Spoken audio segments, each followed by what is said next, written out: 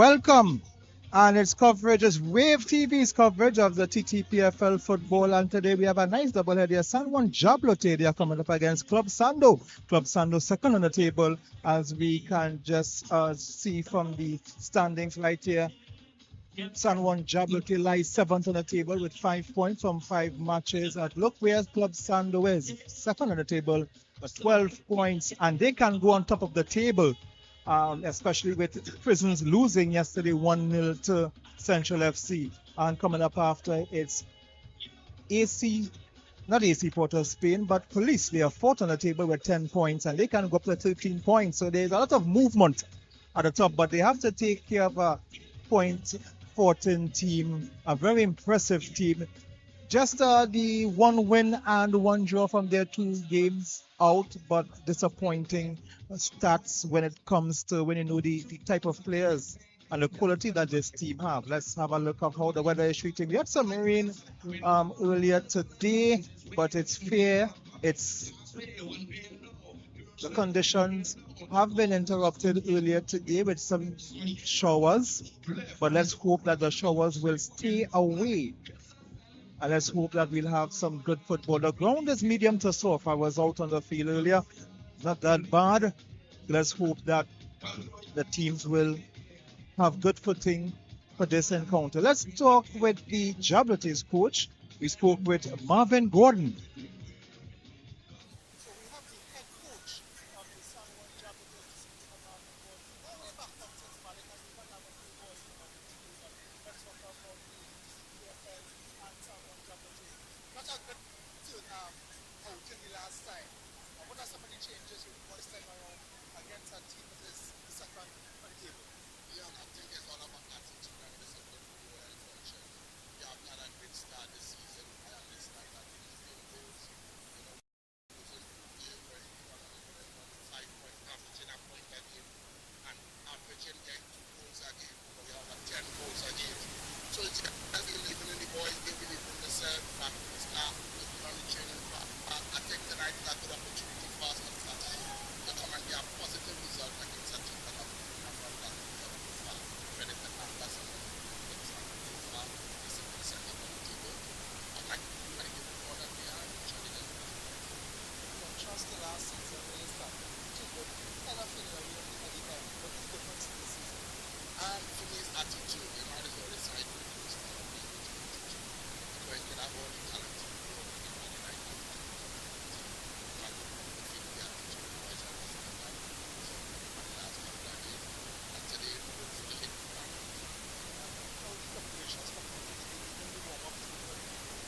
Wonderful. I think the boys are very good attitude and a good drive.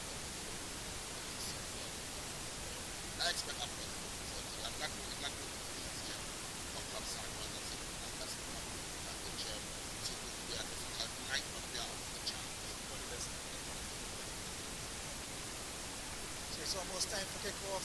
Let's get the kickoff between San Juan JABLOTEH and the Club SANDO. But before that, let's know who are starting and who's on the. We want to apologize. We want to apologize for the lack of audio at interview. Are we hoping that we don't have no further issues during our coverage today? Let's look at the starting lineups of both teams. So San Juan JABLOTEH will start with the usual goalkeeper Justin Dos Santos in goal. Tariq Martin, Raheem Kibi, Jaheim Fostin, Malachi Webb, Daryl Garcia, Jalen Matthew, Andel Fraser, Josiah Baird, Jelani Peters, and Jaden Mark Shine. Of course, you heard or didn't hear from Marvin Gordon and Club SANDO. Tishon Rago in goal, Chauvinez Hamilton, Josiah Cooper, Elton John, Reen Gill, Cassidy Davidson, Tarek Lee, Karen Cornwall, Luke Phillips, Darren John, Kadeem Gittins, and of course their coach, Angus Eve.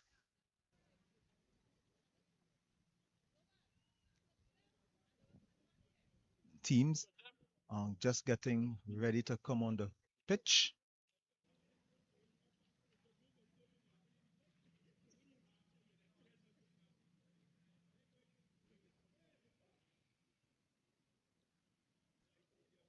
Lovely weather so far.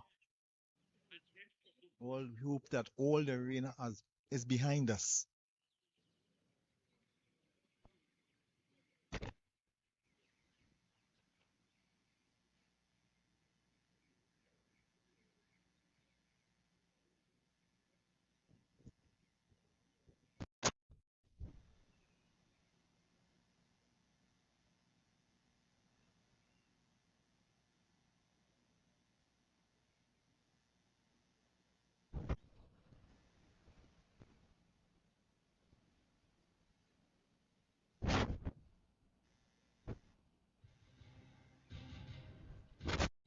Getting ready to start. You hear the music.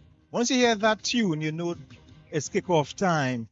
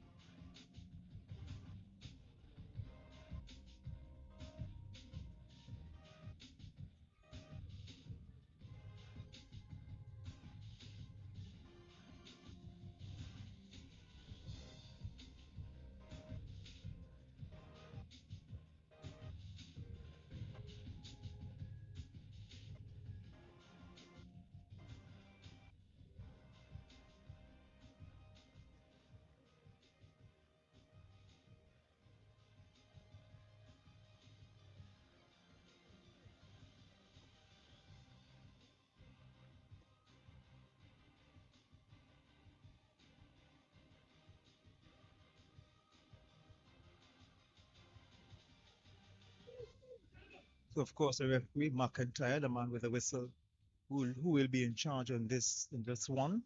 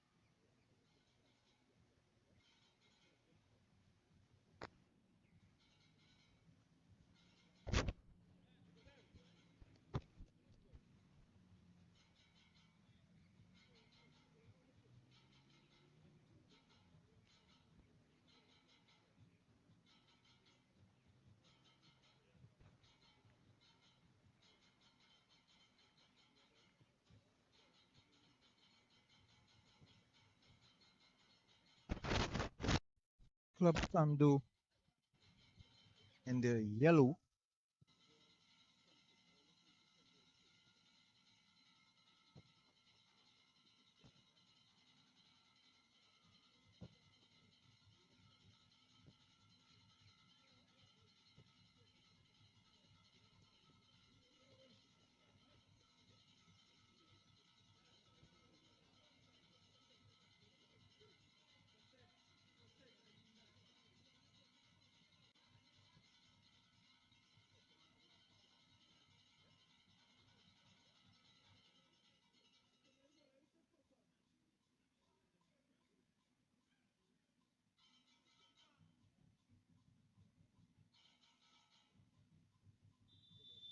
And that's the kickoff.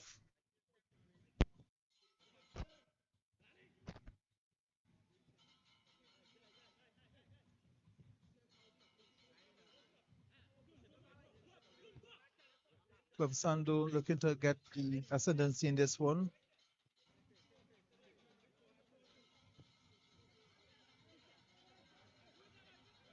The more of a defensive brand that they employ.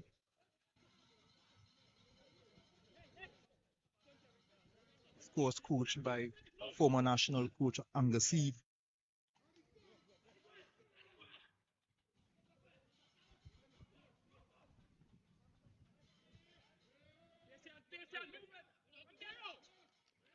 Daryl Garcia going to ground there, and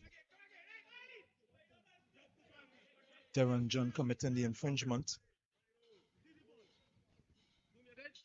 Daryl Garcia seems to be in a bit of discomfort.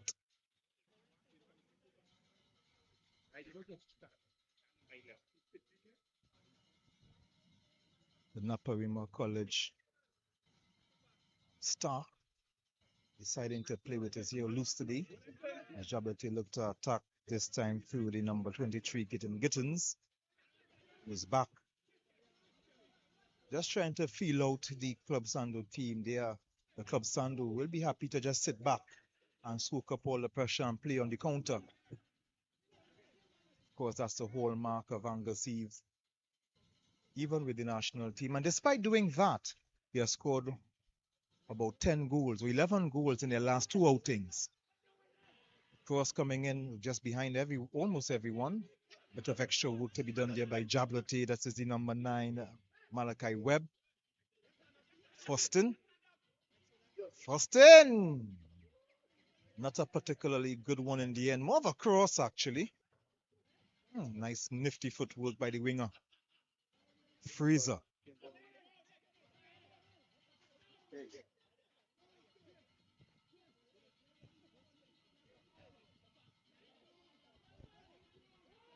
And here comes Club Sando.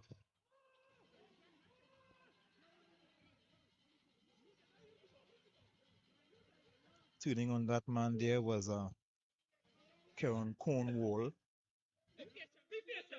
Well organized at the back is Club Sando. Only conceded 2 goals in this campaign so far.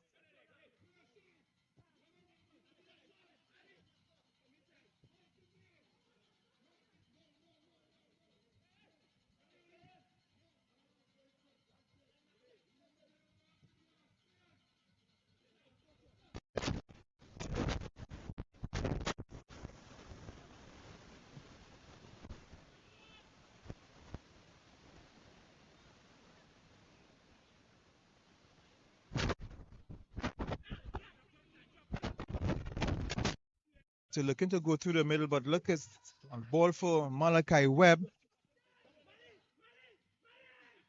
Looking to get past one, but not getting past Cooper. Josiah Cooper standing firm.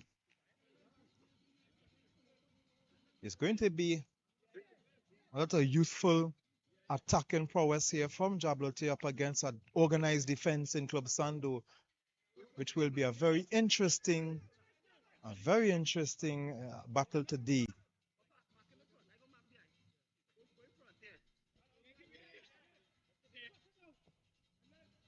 Long throw, that was a bit of concerning for the goalkeeper, concerning for Rago.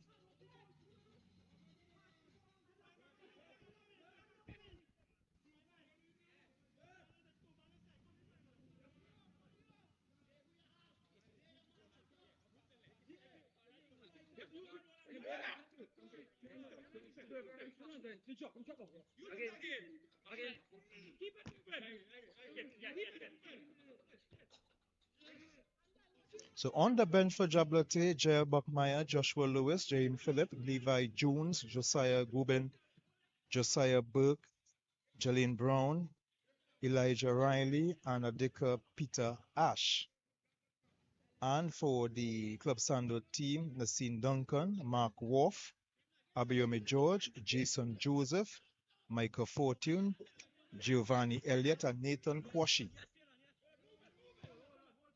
Very familiar with Nathan Kwashi's dad, my neighbor for years in Laventille, Trace Laventille. We both support the Argentina national team.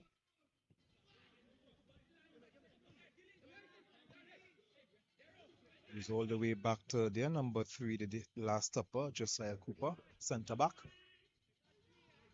And you can see how the Club Sando team just taking their time to build. And this is something, an opening here. The defender stood firm. KB stood firm with the cross coming in. Just having some problems getting the ball away. And this time, Dos Santos handles well. Was that header in the air a mistake, or was it intentional? Did well for Dos Santos to get the ball. But here comes Griel Gill, could break here for, and coming across here. Oh, well, good, very good defending in the end. Thought he had the goal to his mercy there, but well done.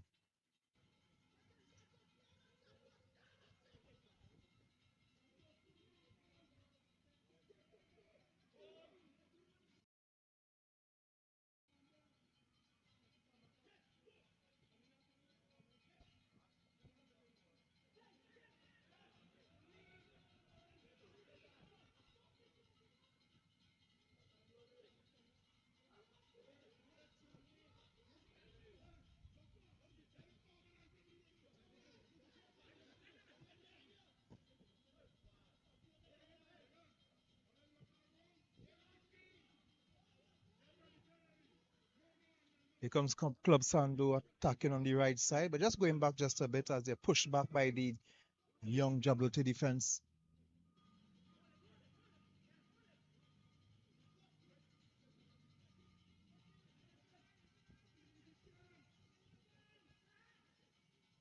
Looking interesting here, but just pushed back well. Resolute in defenses, this young JABLOTEH team. Going wide with John. He's pursued there by Fortin. Fortin, reminiscent of his dad in that position. Marvin Fortin, former Soca Warrior. Part of the, not Soca Warrior, sorry, but part of the strike squad. Part of that team that came very close of qualifying to the World Cup in Italy, 1990. USA was the World Cup after that.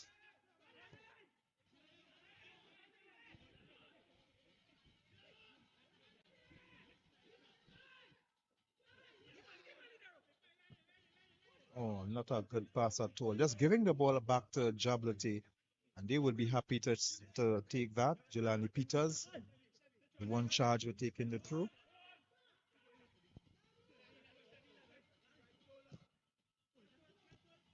They were looking for Webb, but he lost out to Chivonez Hamilton.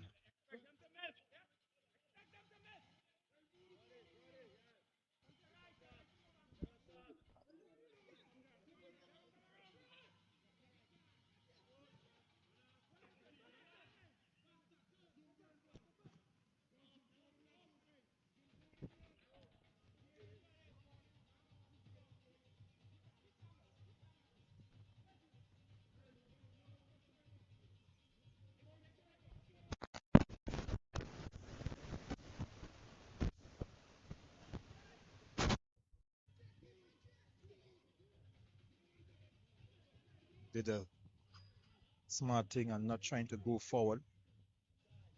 Need to play the ball, pass the ball better, like how the Club Sando team is just moving the ball around. Real Gill. Took it nicely on his chest there was Luke Phillips.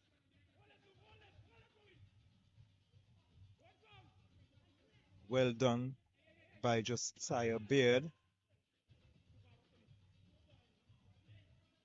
Just giving the ball back.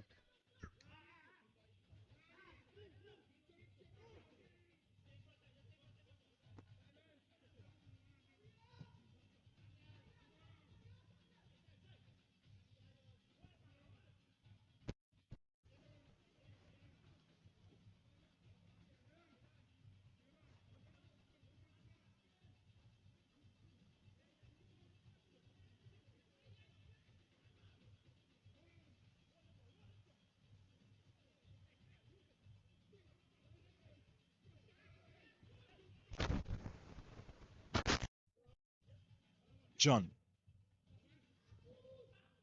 Slipping there was Real Gill, but he just been called. Won the free kick actually.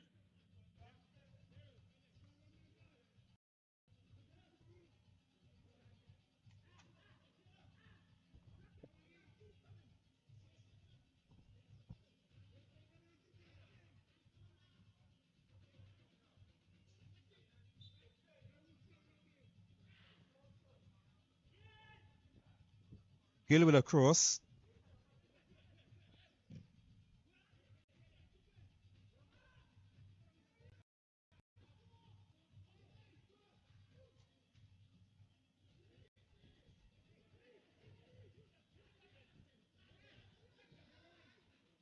Gill again.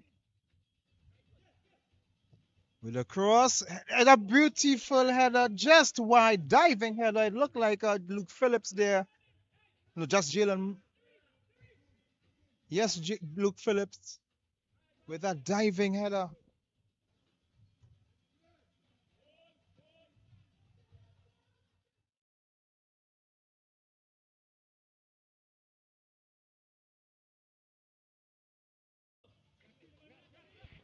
Club Sando continuing the pressure on the left side for a coach who has been developed the reputation of being a park the bus and score coach, a park the bus coach, Angus Eve. And this Club Sando team are playing some good attacking football. They scored over 10 goals in the last two matches, as we saw the foul on Jaheim Fostin. Free kick won for San Juan JABLOTEH. They have been on the back foot. Some relentless pressure from this Club Sando team. The women team enjoying some success last season, winning the Wolf League.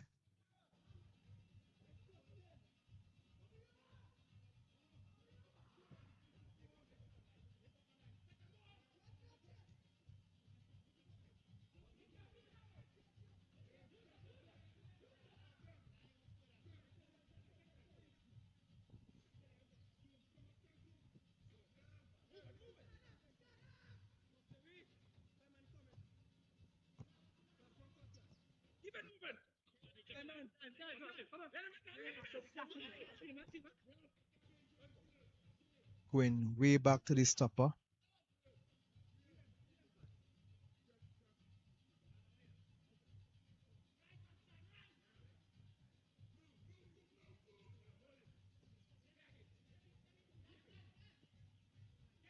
And here comes Club Sando with another attack. Cross coming in. Was aimed at the two yellow shirts.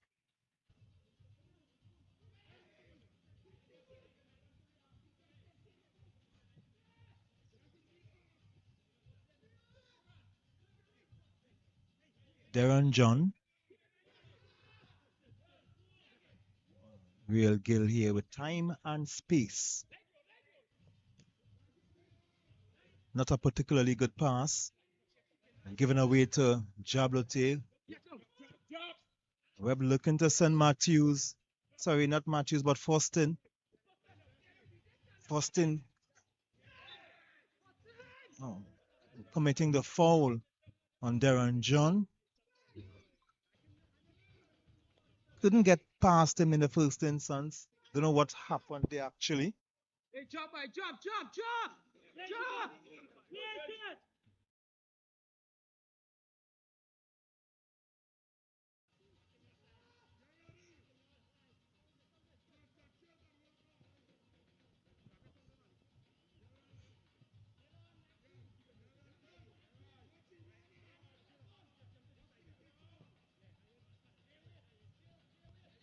John, who seems to be okay.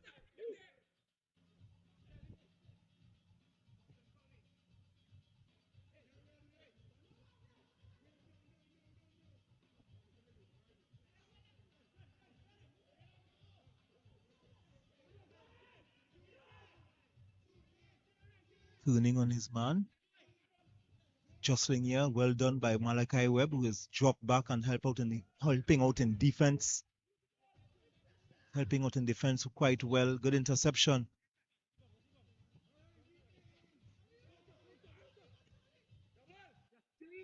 Good control. Not seeing Garcia into this game as I would like to, as JABLOTEH would like to. As that would be an indication of how well Club SANDO is doing defensively. Leaving his hair loosed out today, not plaited.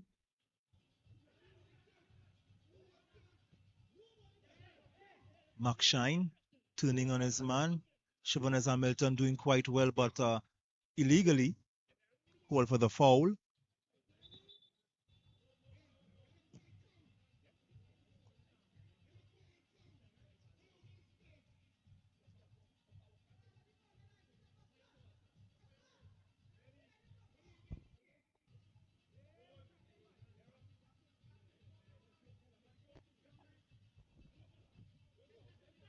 Garcia goes back to his support.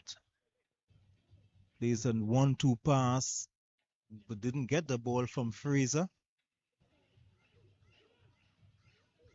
Looking to put the ball for Webb. John just sends it out for a corner.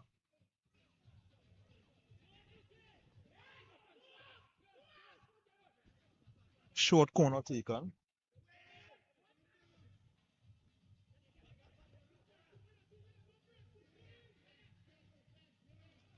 Good defensive work, a nice key tackle here from Daryl Garcia. Otherwise known as Zoom Zoom.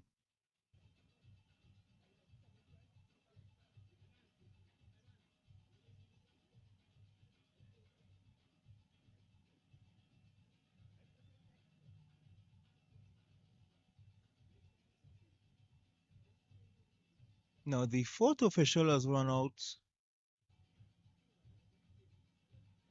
So the referee's assistant referee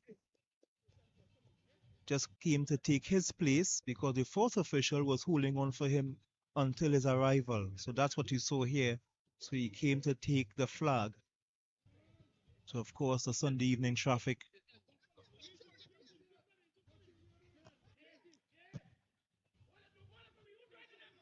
And a lot of holding on here today because the commentator Chris Gill has also been kept back by the same traffic that would have kept back the assistant referee.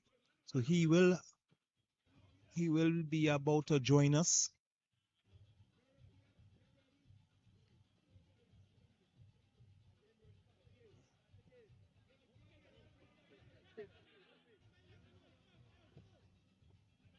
Daryl John looking to find he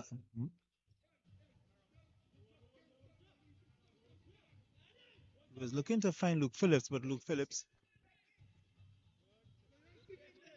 So you want to say hi and welcome to Chris Gill as he will carry us through the match.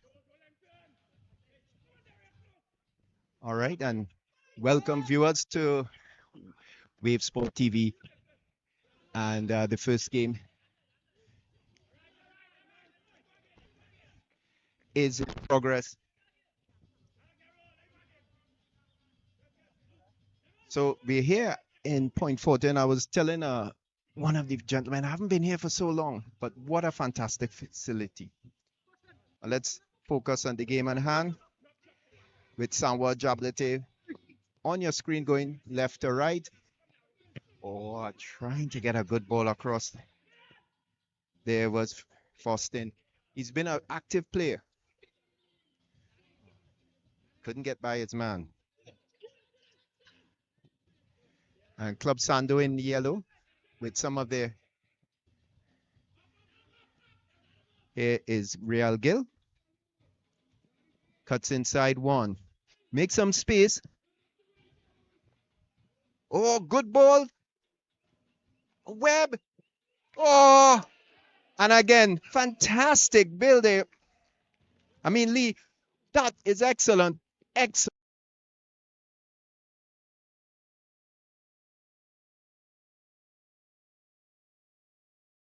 Club Sando lead 1-0. And again, you saw some excellent link-up play between those five guys at the front of Club Sando. Real Gil made a lot of room there, and he just sort of had the defense not sure what to do, left, right, and then Cornwall ran into space, cut the ball back, and Lee, he's a finisher. He just did what good finishers do. He put it in the back of the net, 1-0 Club Sando, and I like this team. This is the second time we are seeing them, and they definitely have something about them in that attacking third. They're a dangerous team. Sawa JABLOTEH going to have it all to do here. We just 20 minutes into the game or so. 1-0 down. So JABLOTEH trying to get themselves going again.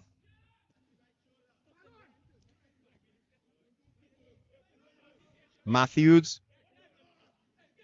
loses out to Gill. So a good ball. Lee is wide. He's looking for his men inside. Oh, and a go. Oh, almost there. Squeezing it through. Almost squeezing it through was Hamilton. A really good ball. And Gill is making a complete nuisance himself. But that's what you expect from a international class player in your Premier League.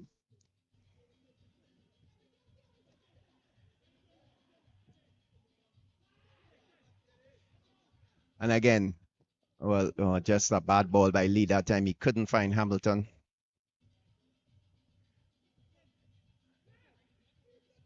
JABLOTEH controlling. Peters. Oh, good ball though in the end. Finds his man. De Silva.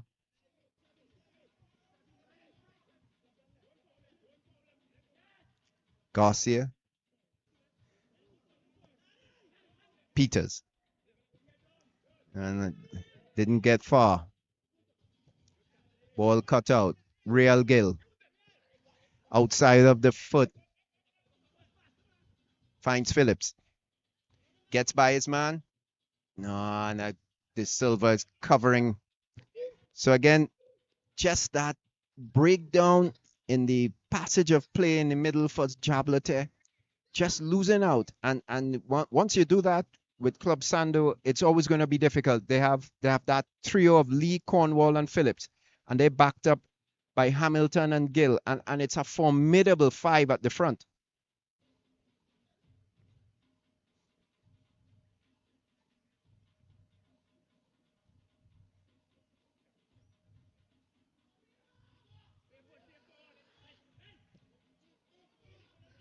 John.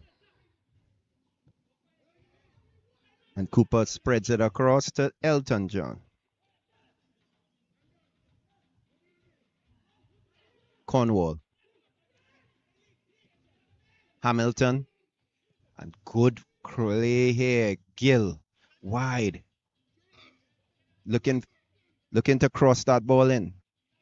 Oh, well, he dribbled and dribbled until the ball just dribbled through the legs of the opponent. But he's back. He's got. Oh, Hamilton gets it in. Ooh, and a missed kick.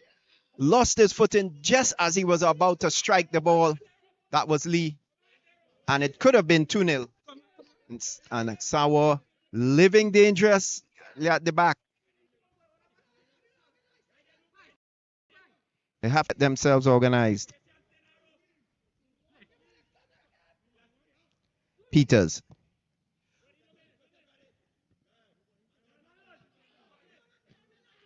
Deron John up.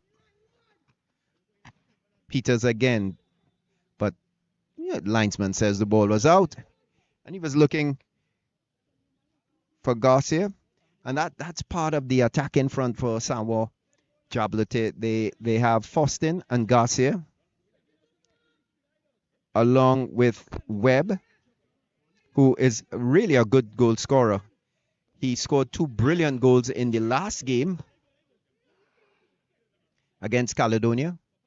Really on his own. He challenged 3 defenders in one of those instances to score that goal. Oh, a tough tackle there coming in from Fortin. Referee signals. Gill looking to hit it. Takes his time. Finds Elton John. Cornwall. Hamilton. Good interplay here. Oh, and that last bit of the ball there just didn't make it. 2 players down in the center, so play called back. Gittins there, he just had to find Lee, and he just failed to do that, breaking down that attack. So 2 players down, now they're up. So everything seems pretty okay for the time being.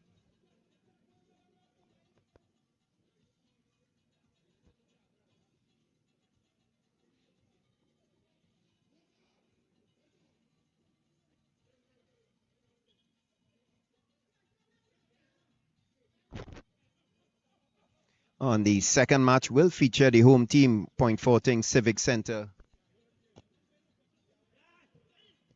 Oh, cut out there, bad pass, Real Gill, but he slips a little bit. Inside, Hamilton finds Lee. Phillips taking his time. Goes back, that was sensible play by him to Gittins. Cornwall slips his man beautifully. But, oh, his man recovers. It's a foul. But he slipped his man magnificently based on the conditions. But then, bit of a tackle coming in from the defender. And it's a free kick for Club Sando.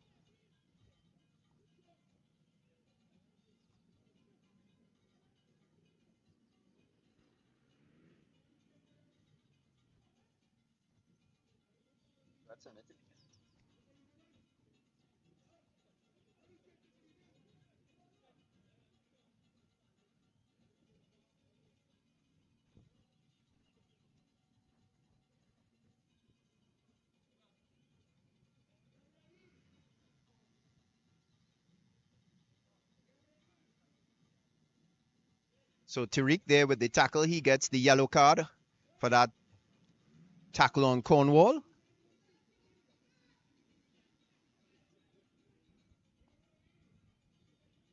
Cornwall stands over it. Up 1, 2, 3, 4, 5, 6 in the box for Club Sando. And wasted long and high there. But retrieved. Gill. He crosses it now. Oh, and taken out by Lee, out of the path of Cornwall. Gittins gets it back. Hamilton squares it over. Gill again. He has Phillips. Goes inside. Oh, and hits the bar. And I could see what he was attempting. Cornwall tries to get it back in. All I'd see is sour JABLOTEH, to be honest. Phillips. And a good covering defense there by Peters. But really a fantastic curling shot from Real Gill. He made room for himself, curled it, and just millimeters away from making it 2-0.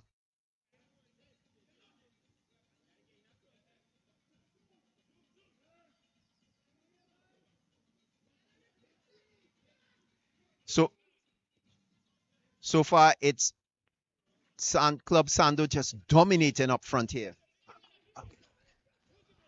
Gill with space. He hits it across. Lee brings it down, but the defender gets... Oh, well, they were looking for a penalty, but there's no VAR here. So Sam will get a free kick. Webb. Fortin. Gets by his man. Not quite. Darren John is strong in the tackle. Cooper. Hamilton knocking back there. They got to clear that ball out. Doesn't go far. Into Webb. Oh, he just had a chance to strike. Pulls his man down. So the referee quite rightly, signals a free kick for Club Sando. He's talking to Webb. I think he got a little frustrated. He had the opportunity to hit the ball, failed to do that. And then when he realized the chance was gone, just tugged on the shirt. Realizing he had missed the chance. He really wanted to be there.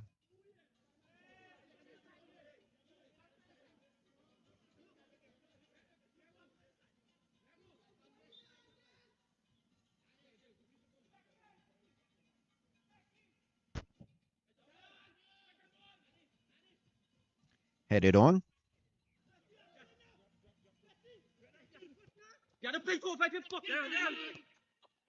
John finds Real Gill. Trying to find Lee behind the defender, but that would have been a difficult pass. Peters. Oh, he cuts back right into the path of Real Gill. But he's lucky to get away with it. Garcia turns inside his man. Oh, good ball across. Fraser trying to accelerate. Man, is it a corner? Well, he really gave a lot of effort in chasing that ball, and he is rewarded with a corner kick. Very good play from the youngster.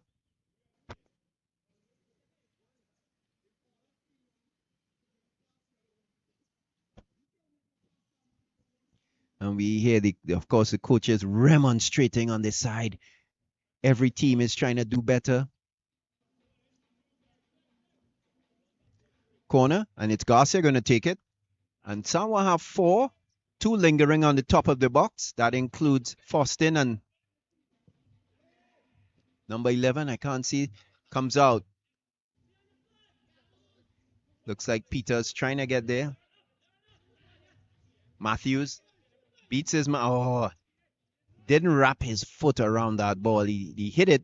Had a lot of power, but just no direction at all. So, goal kick.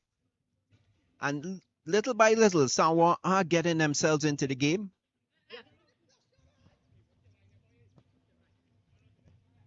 Real Guild, simple 1-2. Oh, that is a really bad tackle there by Matthews. Another yellow card, even though from my point of view it looks slightly green, but for number 11, Jelon Matthews. He's apologizing. I don't think it was intentional, but conditions are a bit slippery. He was coming in hard, like you should, but couldn't stop himself, to be quite honest. But still, referee has to do his job, and it is a yellow card. We talked about the footwear and the conditions last week. This week might have been a little different. Oh, Cornwall with a good ball to Gill here in space. He cuts inside. Takes. Oh, and he went left, he went right. Sorry, he went left again and totally lost control of the ball. Good ball here for Webb. Cut out. Peters drifts his man. Nobody to look for. Now he finds on the far side. Fraser just can't get. Garcia gets the ball back. And in the end, it goes all the way back.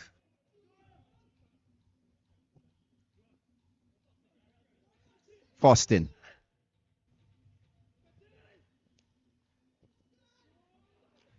But it's cleared and Lee gets control of the ball. He's very good. Oh, and he's fouled there. Really just a little bit of a frustration from Baird. He couldn't get the ball. It was 3 defenders around Lee, and he was doing excellent to shield the ball. Do what a forward should do. Hold up play. Good hold up play from Lee.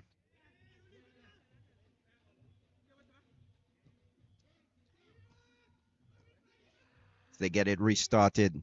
Club Sando taking their time. They're in front, leading by a goal to 0. That goal scored by Lee. Phillips taking control. He's a great midfielder. Excellent work ethic.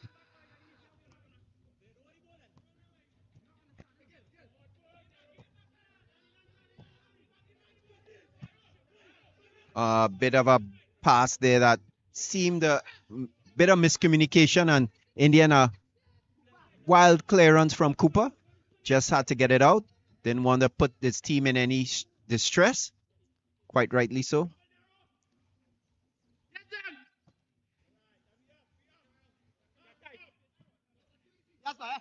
Lee controlling the ball. Good hold up plays. Looking for Hamilton. He's moving with the ball. Good ball far side to Gittins. Crossing over. Oh, and Phillips could not rise to meet it. But it was an excellent cross. Fortin now. And he just tried to find Webb there in space. He just couldn't. Good block from Elton John. Darren. Oh, Cooper intercepts there brilliantly. Cornwall. And again, Club Sando, they seem to be able to clear the danger with not much fuss in so far.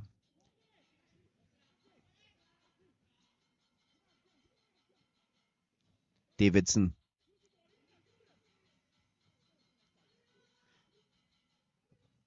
And of course, you are looking at Trinidad and Tobago Premier Football League here. We are at the Mahaika Oval in Point Fortin. This is Wave Sport TV on your YouTube channel.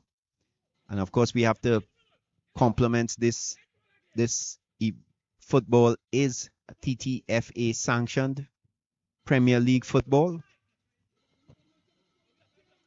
Club Sando was second in the league. And I think if they win this game, they might go to the top. They will go to the top on goal difference. I'm being informed by my scorer. Hamilton turns his man beautifully. But he had to backtrack, did Gill, to get the ball. But they have the Sawa defense left, right, moving back and forward. And anytime a defense is unstable like that, trying to find where the ball is, they're always going to be difficult periods of time. And that's what has happened to the Sawa defenders. They're not settled. Davidson.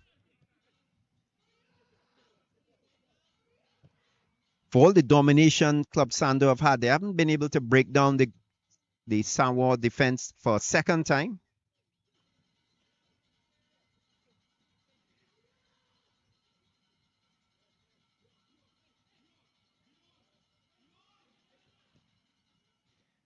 And that was Elton John just running into a bit of trouble. Trying to clear his lines and kicking the ball out on the far side.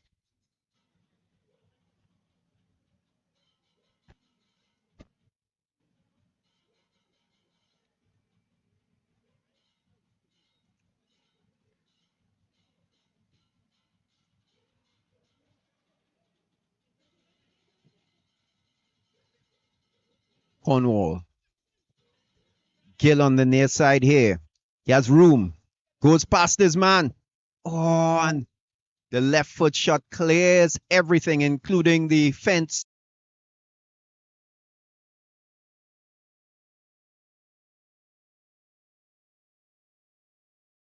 Of the ground.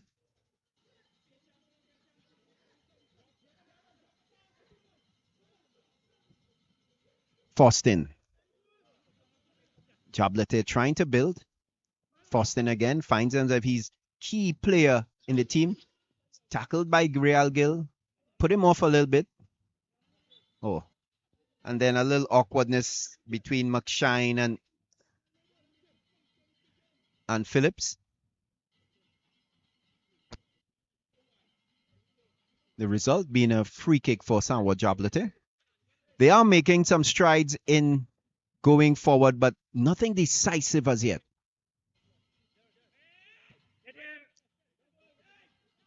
Matthews. He's on a yellow card, but here he's in attacking. Good ball in. Oh, and cleared out by Phillips. He's almost everywhere. It's not quite, but it was a really good clearance. But it was a good ball in from Matthews. Matthews again. Peters. Keeper came, but he didn't get it. Garcia's trying to bring it down. Fortin trying to bring it down to control.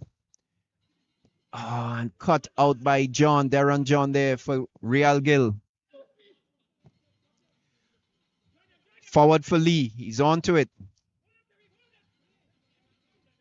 Good hold up here. He's waiting for a couple guys to come from Club Sando to come forward, but nobody's rushing forward. Lee, he's got room. Cornwall. They're saying it's a handball, but the referee doesn't say much.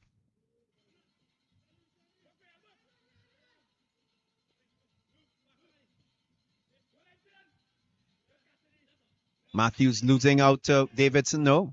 Referee says Davidson fouled and committed a foul. So free kick, Sawa JABLOTEH.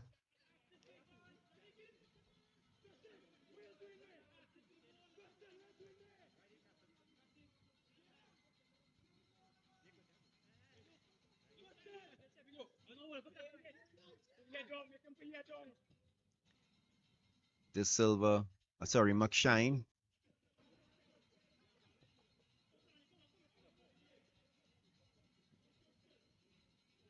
Fraser. Just knocking it around at the back. Oh, he climbed really good there was Elton John. Phillips. Gittins on the far side, but he's dispossessed brilliantly. But then he is dispossessed by Cornwall to Hamilton. Back to Cornwall. Looking for Real Gill, but well, Peters headed down, but the keeper was pretty confident that he would get there. Dos Santos.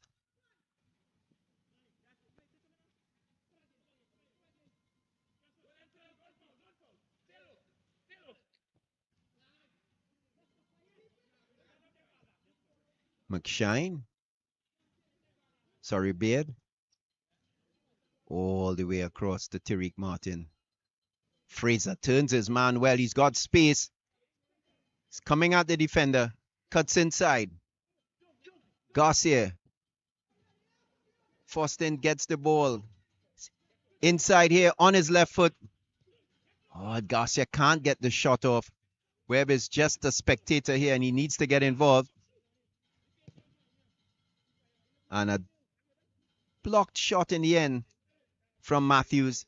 Hit it well, but it came off a defender. So taking the sting out of it.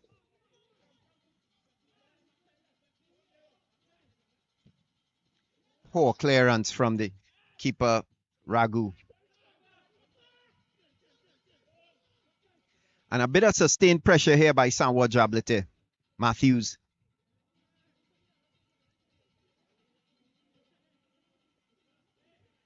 Martin. And Garcia loses his footing. Nothing from the referee. Phillips. Oh. And that is another foul. And it could be the third booking for a Sawa player there. I'm not seeing a card, but was really a tough crunching tackle from KB, it looks like.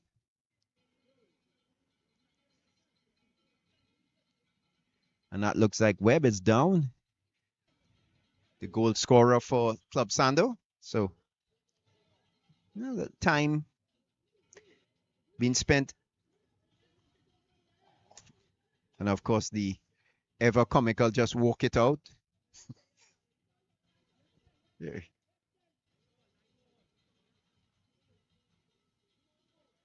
Of course, the tackle, look, some of these tackles are exceedingly hard. Crunching tackles. Walking it out is never really an option.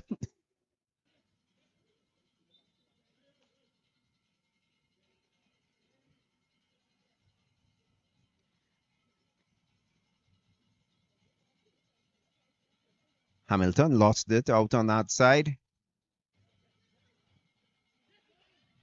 Martin. But Phillips and Matthews battling. And in the end, the referee decides that Matthews was adjudged to have been committing a foul. He's remonstrating with the referee. I got my shirt pulled, the referee. Did you not see that? And apparently the referee did not. Ball here. Lee. Back to Gill. Davidson to John. And as we go all the way back. And that is the end of the first half. Yes, it is. It's the end of the first half. So at the end of the first half, Sawa JABLOTEH 0. Club Sando 1. The goal scorer being Tariq Lee. So we're going to take a quick break. When we come back, of course, you're looking at Trinidad and Tobago Premier Football League on Wave Sport TV here live from the Mahaika Oval in Point Fortin. So we're going to run a couple ads and we'll be back with the second half.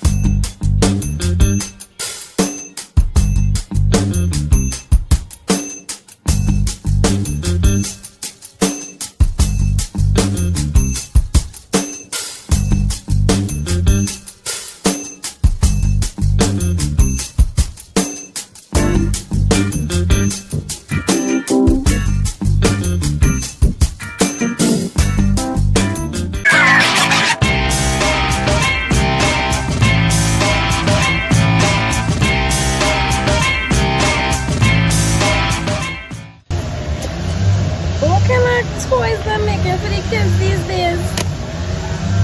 Yeah, there's 15,000. So I know what I'm going to do today. The Eileen Ho Foundation is on a mission to give the kids of the Kistel home an unforgettable Christmas, and we need your help. Eileen Ho Foundation is hosting the Charity Cup football tournament on December 14th at Marvin Lee Stadium to help raise funds for our Christmas bazaar. Football brings vibes, unity, and purpose. So pull up and support, and let's kick far forward.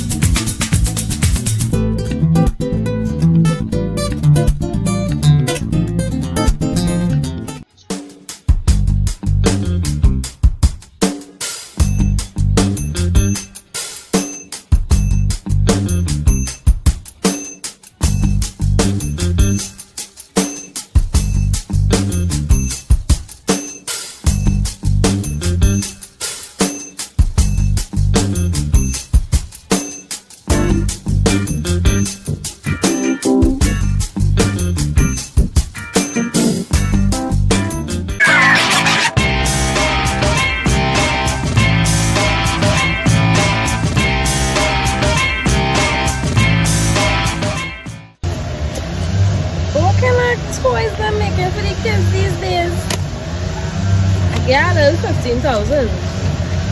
SANDO has handled today. The Eileen Ho Foundation is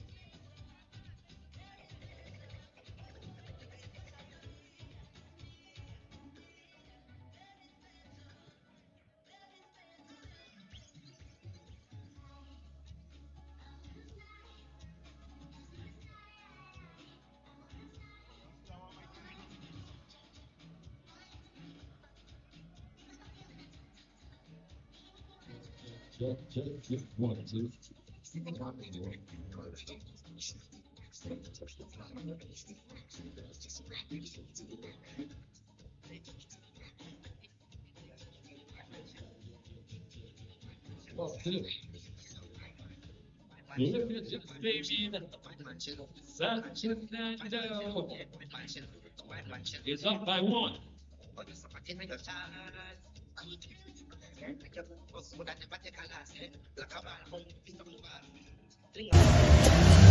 what kind of toys they're making for the kids these days?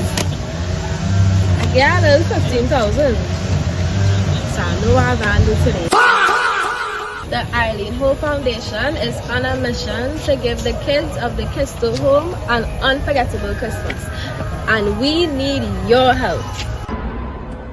Eileen Ho Foundation is hosting the Charity Cup football tournament on December 14th at Marvin Lee Stadium to help raise funds for our Christmas bazaar. Hell no! Football brings vibes, unity, and purpose. So pull up and support, and let's kick far forward.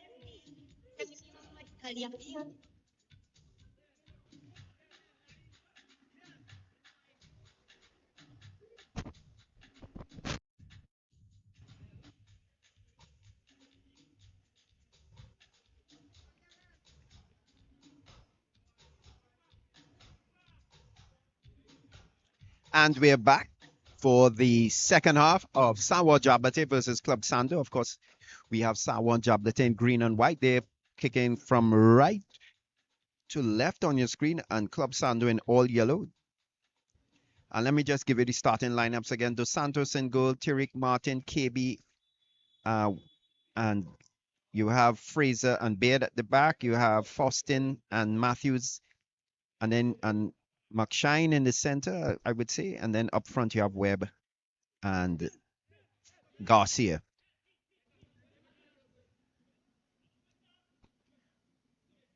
JABLOTEH pushing forward.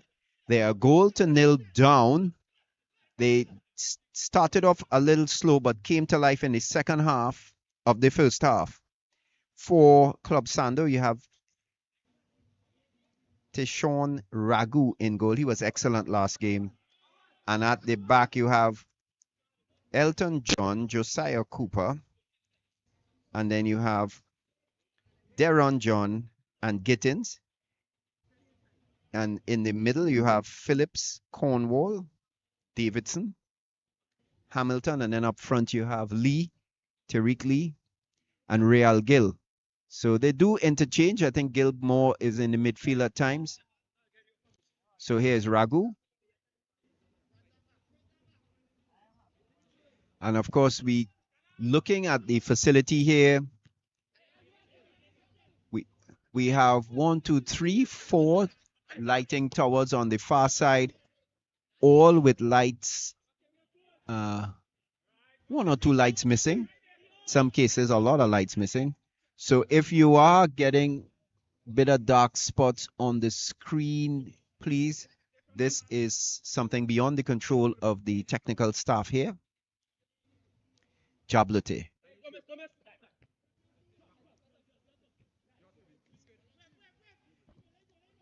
So technical guys talking about the lighting in the venue. Just a bit of dark spots there. Clash of, well, feet. And coming out, but the better was Saulo JABLOTEH. Oh, good tackle on the far side to recover from Club Sando. But a player down. It was a 50-50, as we like to say. But in that case, I think, looks like Beard, I think, would have been the player who came out the better. And the could be Lee from, no, Lee's up.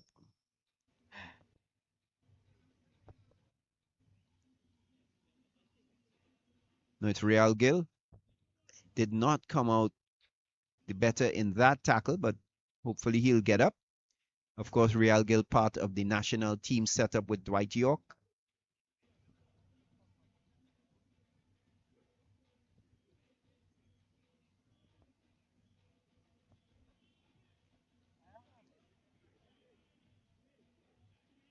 No, I am mistaken. It's Josiah Cooper is the player that went down. So he's walking off the field. Not sure he's going to be substituted, but Samuel JABLOTEH on the attack. Ball comes back. And Matthews tries to get it over. Sorry, that was Peters trying to get it over, but he didn't. Good block, so it's a corner. Or is it a corner or through? No, it's still another through to Samuel JABLOTEH down in the corner. The far side, the far corner of this facility.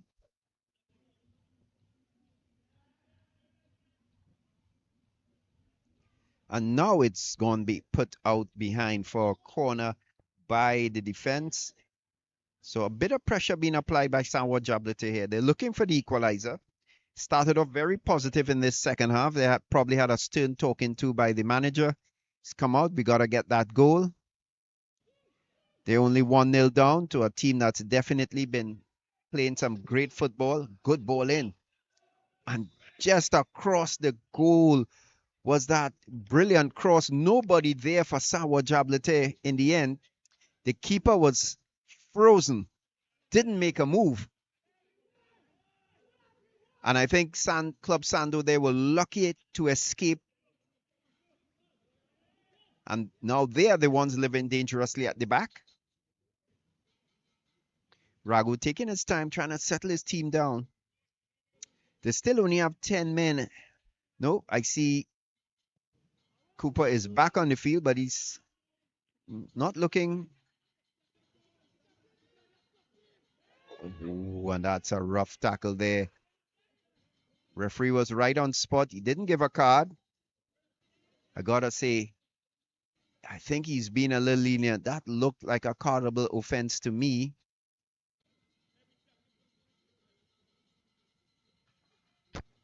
It was a bit reckless from behind.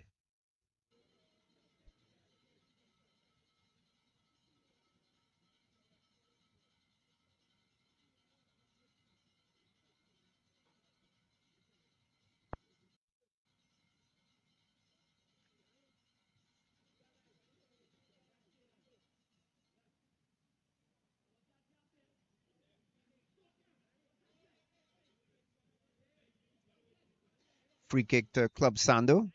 So they have another player off the field and another player that's a bit shaken up. Oh, cut out there. Fraser was looking for Webb but couldn't find him. He's good defending, but it's back with him. Crosses. Cooper clears. Philip misses. And Sawa come back with it again. Fraser again. His ball is magnetized to him. Or dribbles his man, goes inside. McShine couldn't get. Oh, and that's a couple of clashes there. Referee plays. Let's play continue. Cornwall finds Philip on this near side.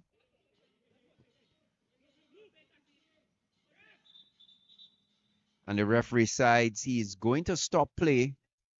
He waited until the attack seemed to fizzle out by Club Sando, but they didn't really attack with a lot of venom there. I think they were more concerned about the clash of players. And in the wars again, it looks like it could be Real Gil again. Trying to see. No, it's Webb, their goal scorer. So gotta protect him. He was back defending and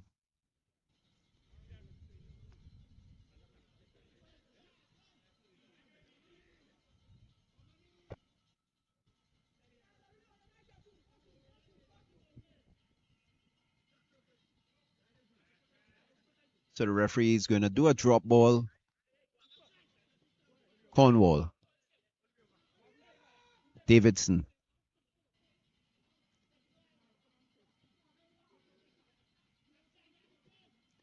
John, but can't find his man upfield.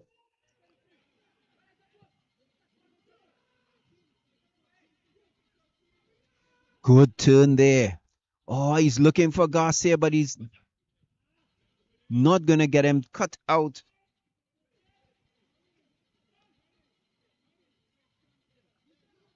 Cut out by the defender. That was Gittins.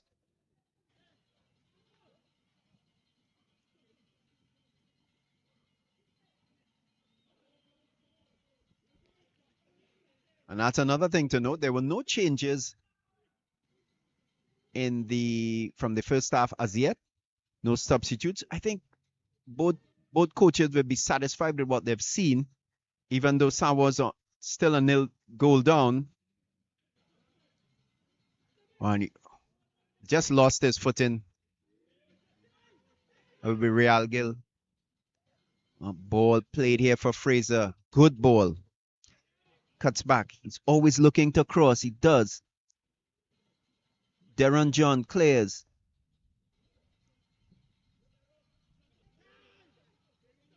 Fortin. Martin. He's looking all the way across. Looks like, oh, the ball just stuck there. With a good clear ball, high ball there. Lee, holding up play as usual. Cornwall. Phillips. Cuts inside. And just can't get over the ball there. And another ball that goes out of the park into the street. So cars have to be careful.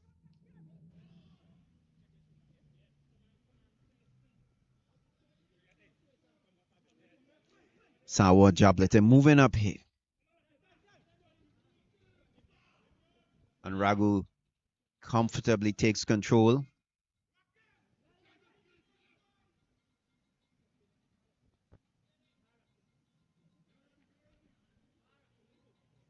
Just a bit of intensity taken out of the game. Club Sando not pushing on the pace. No reason to really. But here's a good ball. Looks like Gill trying to find Cornwall. Oh, he finds him. Oh, and Cornwall's control let him down. He's upset with himself. Had he controlled there, he would have been in with a scoring chance. Fraser looking for Garcia. Doesn't find him. Might get the ball back. No. Fraser again. He's been very active in this half. Good ball looking for Garcia. But good defending in the end. Oh, poor clearance by Ragu. Ooh, Hamilton. Oh, well, shoulder for shoulder, and the referee didn't see anything wrong there. I saw lots of hands flying. Lee here using his space. He's in. Back for Cornwall to hit it. Oh, just get in here. Cornwall. Suddenly Club Sando with a lot of energy up front. Phillips pushes it out wide, but it's a poor ball and intercepted. And between Garcia and looks like Martin on the far side. Good ball, a good turn. He's got his man. He's been tugged back all the time. He's through here. It's a great ball in.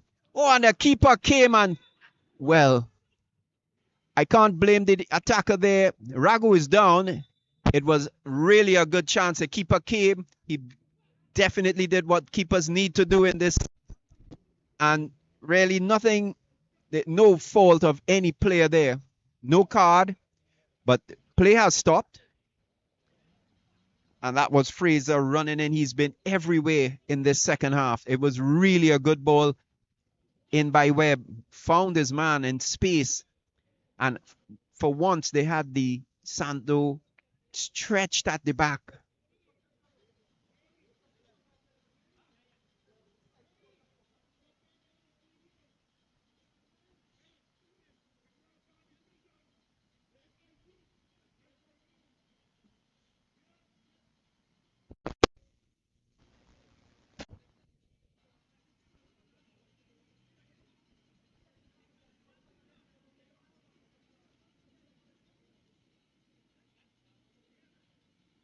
And he's still down there, being attended to. Ragu. And a couple of players from Club Sando have been in the wars. Real Gil for one, Ragu. I think I saw Hamilton. So certainly Cooper. In this, certainly that was a really good ball across from Webb, and it created such an opening.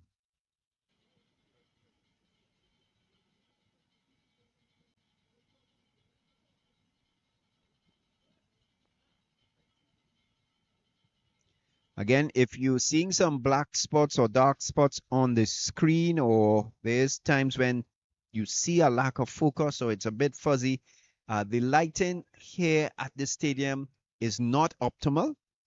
We should have close to, I want to say 48 lights on that side, 96 lights in all. And clearly at least 10 or 12 are missing. So that's always going to put a damper on things.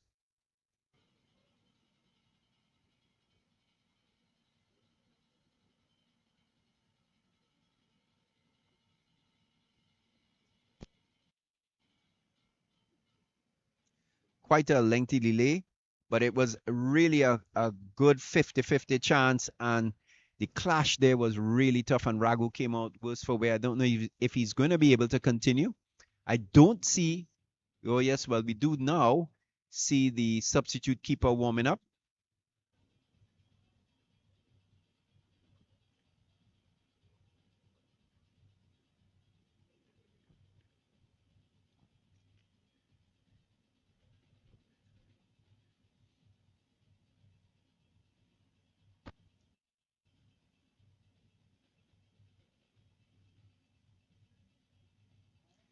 but he isn't going in as yet. Ragu is first choice, and they're definitely doing everything to make sure he stays that way. But you don't want a long delay of game. That's going to really mess things up. Struggling to get to his feet. I'm not seeing that maybe there was a clash of heads. I'm not seeing the stretcher being brought on. He's up now.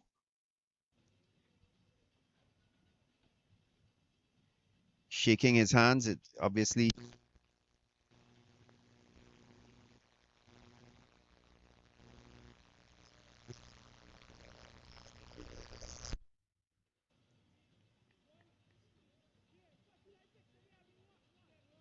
So Ragu puts the ball. It's going to kick it out. Bit of a lengthy delay.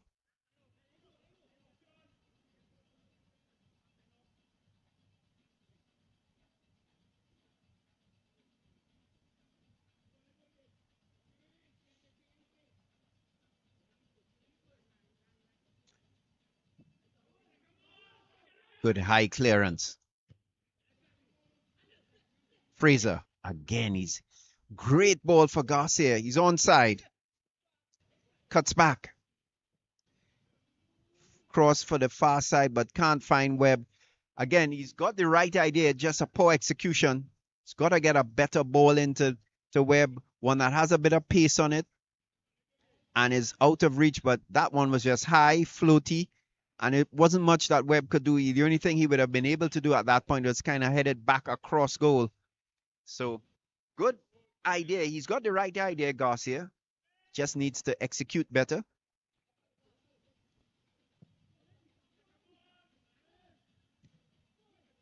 Right now, JABLOTEH are first to the ball almost every single time. Something you won't see it in the first half, so a little bit of intensity gone out of Club Sando. I would definitely say so far in the second half, JABLOTEH has been the dominant team. Not overly so, but certainly it's coming inside. And a good shot there from Webb.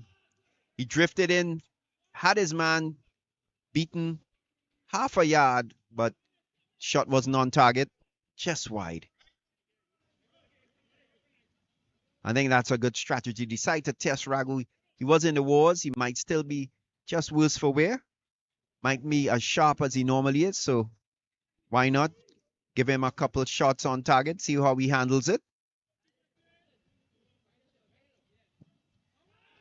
Ragu again struggling there, but fortunately it falls for Cornwall.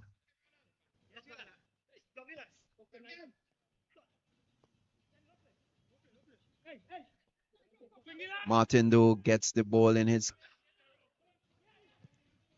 A long, hopeful ball for Webb, but he's one of those speedy forwards. He'll get on it. Sticks to it. Well, goal kick in the end. Well defended by Cooper.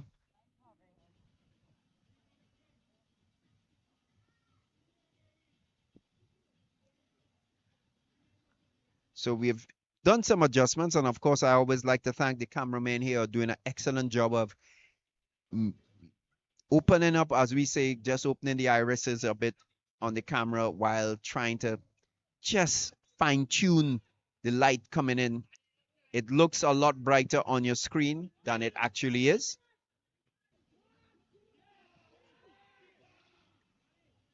Definitely. I can see the screen that you all are seeing, and I can see the real field. So I have no doubt in my mind. Ragu he's been lacking a bit of confidence in clearing the ball out. Hasn't been good with a couple of clearances. This one is definitely better. Oh, and really there, he had the ball to himself, but he pushed off. That was Peters. Hamilton. John. Real Gil trying to turn but didn't do much. Has been out of the game this second half. And that's made a difference for Club Sando. When he's in the game, they definitely tend to dominate possession, dominate chances. Phillips. He's also been a bit tied up. Lee, Tariq Lee gets by his man here. He's running in here with a good defending tackle for the corner. Really good. You just seem to get by his man, and then bit of a recovery from the defender, KB. So some attacking and intent shown by Club Sando.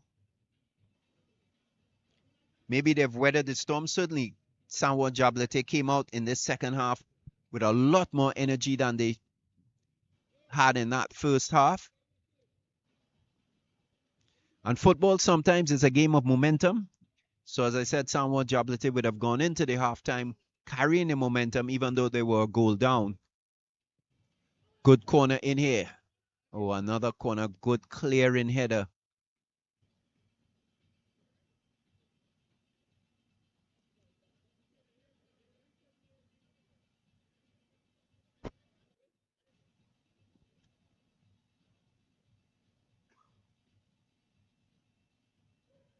There's a corner to the other side. Cornwall doesn't realize it's his duty, so he's jogging over slowly to go and take the corner.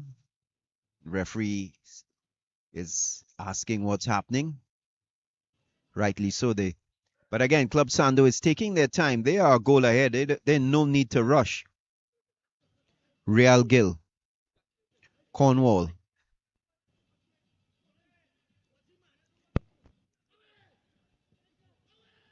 Oh, and a man was just setting up for a bicycle kick, but that wasn't happening. Ball forward to Lee. Sorry to Webb, but Ragu definitely on it. And Webb just a bit of nonsensical play there, just tripping up Ragu outside the field of play. Referee warns him. A bit unnecessary, but the frustration real. He has had one or two chances, not clear-cut, but certainly half chances. He's done his best. I think he's a talented forward. We have two number 9s here that are really good number 9s.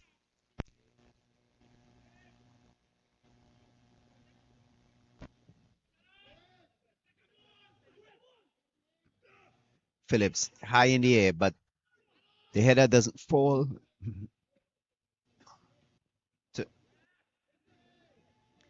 Peters beats his man. Hamilton complains, but... And then Fortin misses the ball, which ends up being a good leave. And in the end, shot from McShine that bounces off a defender and for a corner. So again, Sanwo JABLOTEH dominating the midfield for the time being. Putting pressure on Club Sando. They haven't had clear-cut chances except for that one with Fraser, where it was one-on-one with Ragu. But outside of that, it hasn't been clear-cut. But they are in the ascendancy. Oh, and the ball just bounced through. And it wasn't much that he could do, I would have to say, McShine. Or rather, Peters, he really...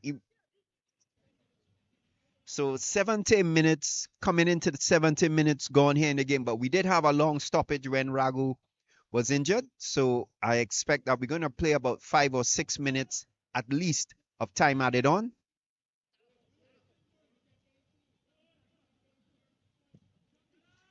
And very different from the first half. You have Ragu constantly clearing the ball or having to kick out the ball.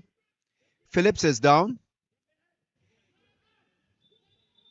And the referee stops play. And yet another Club Sando player goes down. Now, we have had Real Gil, we have had Ragu, we have had Hamilton. Now it's Phillips. Might have hit his head. So, number of Club Sando players down. Play interrupted. It's been a really disruptive rhythm to the play in the second half.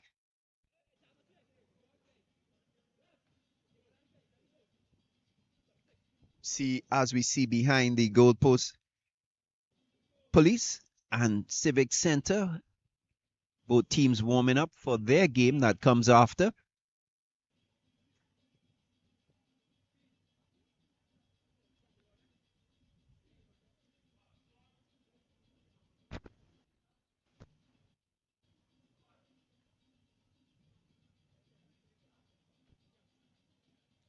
And Ragu's down again, and I think they're going to have to substitute him. I don't think he's fully recovered from his clash with Fraser. And I have to say, I think it would be wise at this point to put him out. He's had to kick out the ball 3, 4, 5 times in the last 10 minutes. And that in itself may have put a strain on him besides the injury. And I think he's complaining. And I think at this point, they probably should seriously think about replacing him. Referee's been very lenient and time is running along.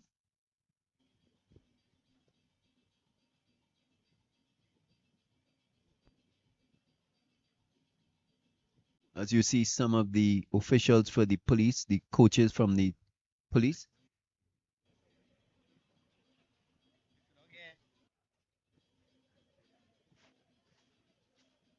And there you see Ragu. He's back on his knees, but he doesn't look 100%.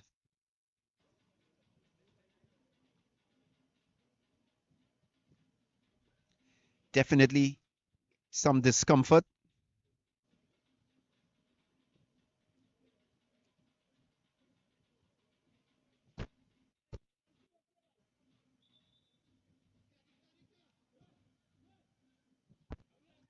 As the ball is played right back. Gittins, Cornwall. And Cornwall charged with a foul on Martin. So, no, ball went out of play.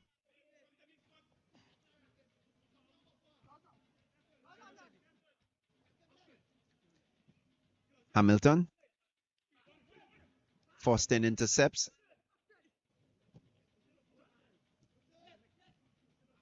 It's a good ball here. Cornwall stops the ball in time. But just getting his foot there for a tackle was Fortin. And he had to. That would have been a clear run down the line for Phillips.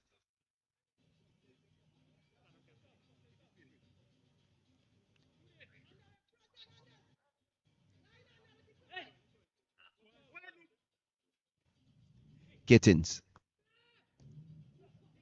Phillips there, just errant pass. It's not as sharp as he looked in the last match.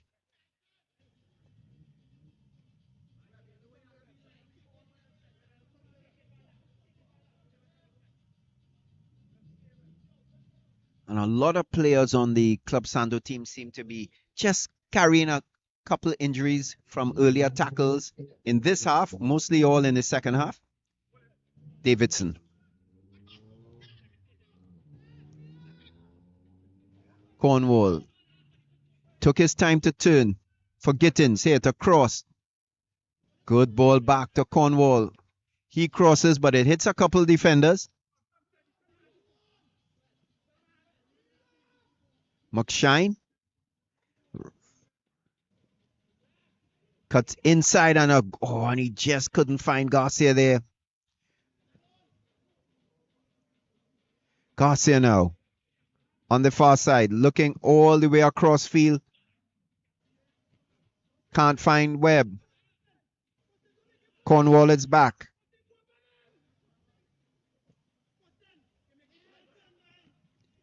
And Phillips gets the better of his man. No, Martin. No, he seems to have gotten it. Uses his weight.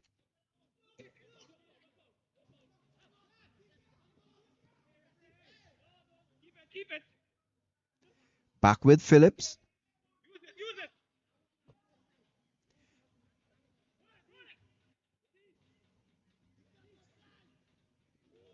Oh, he tried to cut inside there. That was Lee.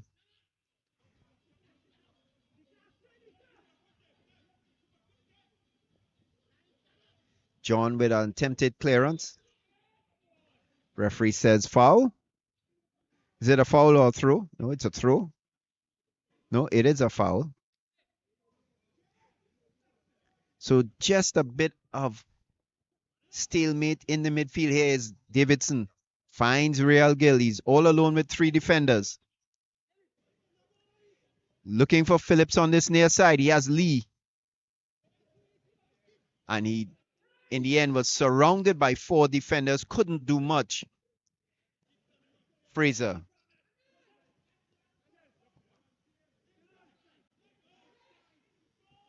McShine. Peters. And a wayward cross there that is high and wide. And really, some of the crossing in this game has been poor.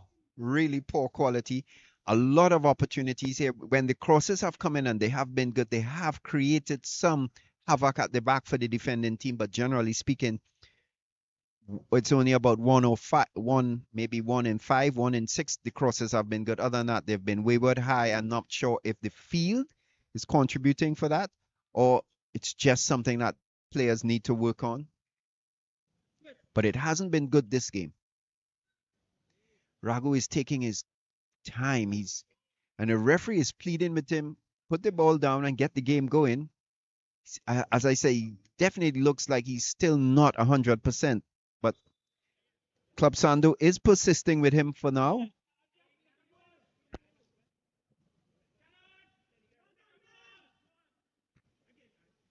Fraser.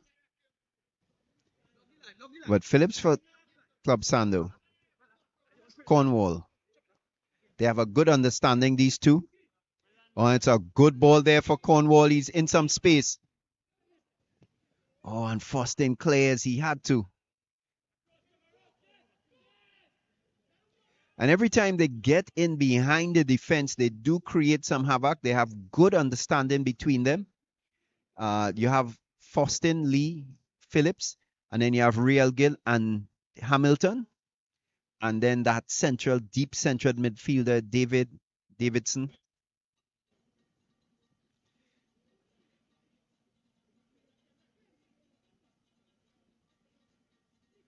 Oh, well, that's a foul. And again, he's really a difficult player to get the ball off of his Lee, Tariq Lee. Good hold-up play. And so the only way that the defender was going to get a chance there was to pull him down. And that results in a free kick for Club Sando. Good spot. It requires a good cross. 2 in the wall. 1 is Martin.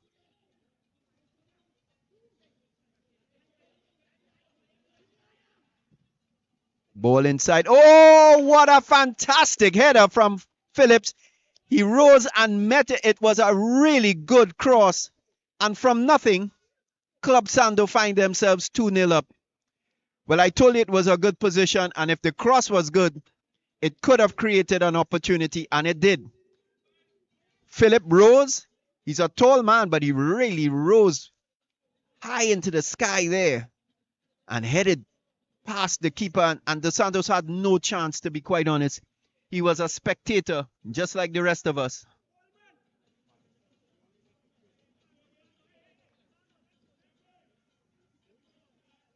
So, for all the pressure that Sawa JABLOTEH have been applying in the second half, and there you see it,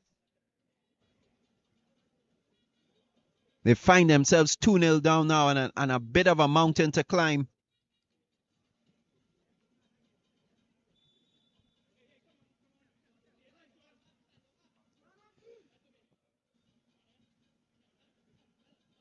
And they don't have more than about 15 minutes regulation time. And then I'm gonna say at least 7 minutes time added on. But I'm not the officials. And all of a sudden the entire mood has changed.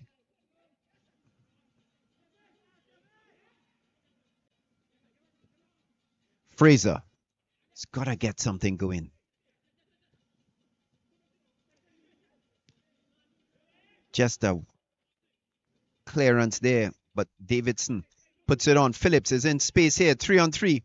And he's going to, oh, he just put the ball the wrong side of the defender. Lee was in there with that shot and wanted the ball played in his path, but Davidson put the ball on the other side. Fraser attacking the defender.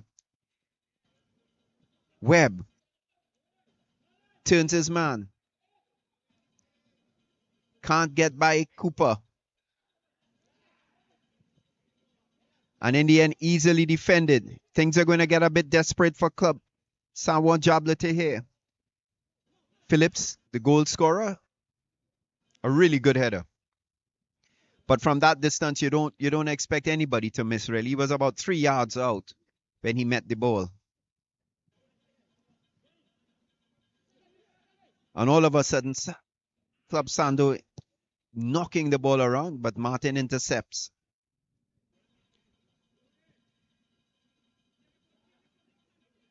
On the far side. And a good driven cross, but defended by Darren John and out for a corner. So if the score remains the same, Club Sando is going to be table toppers on goal difference. There were no matches on Friday due to severe weather, which never came. And Prisons lost for the first time yesterday, I understand. Who beat them? I'm asking my scorer. Central FC. Well, that's a surprise. Because Central FC went down 6-1 to this same Club Sando. But certainly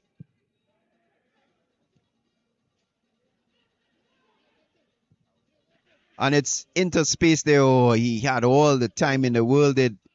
Davidson, we just couldn't find Lee. Had he found them, it would have been one-on-one. Phillips.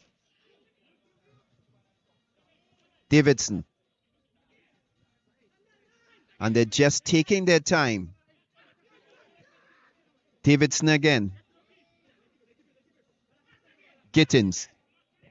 Just a bit of a poor controlled first touch. His first touch was off. And he lost the ball.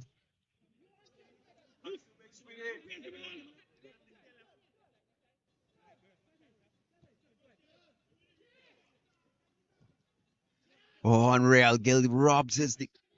And he has his man, and Gittins is... Phillips here, and it's 3-0. Once again, a good ball there. Real Gil setting his man up.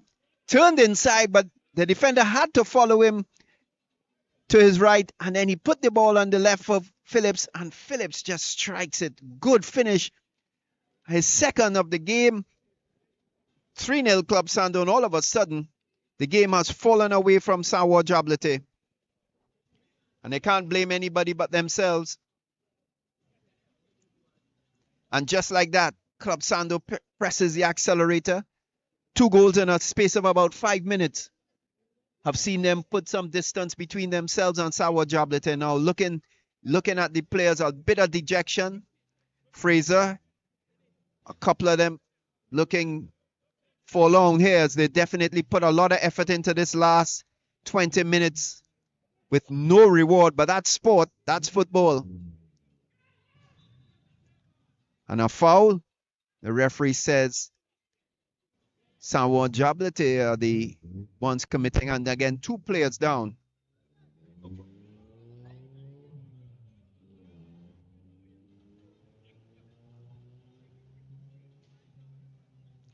But it's the difference between goal scorers and non-goal scorers. Really a half chance. Real Gil put himself in a good spot, robbed the defender of the ball, and then was able to supply Phillips with a really good pass, and in the end a good finish from Phillips. He still had the job to do, but he did it well. Fraser. Again, he's got the defender on the run. He's trying to get past him. Decided to track the ball all the way back to Martin. KB. Again with Fraser. I'm not sure. Oh, he's offside. Came from an offside position.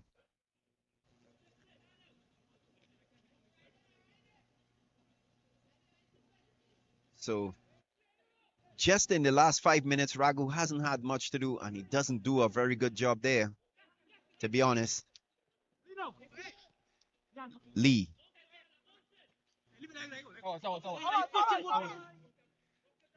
Fortin just a bit frustrated.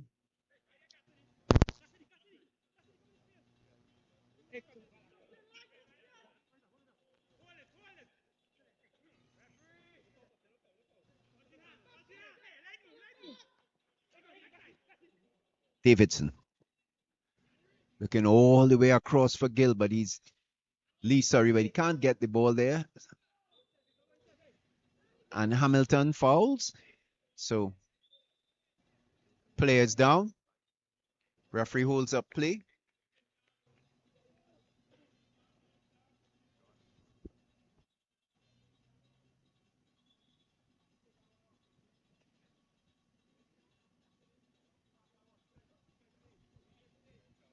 Luke Phillips and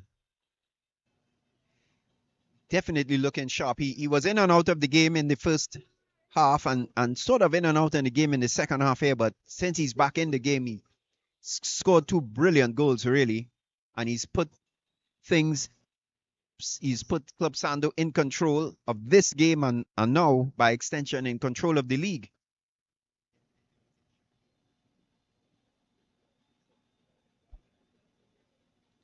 Again, another delay, but this time it's a Sawa JABLOTEH player that's down and taking his time to get up.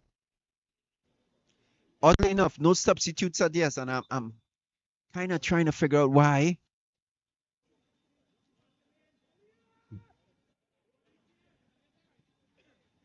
All right, so number 23, Levi Jones, has come on.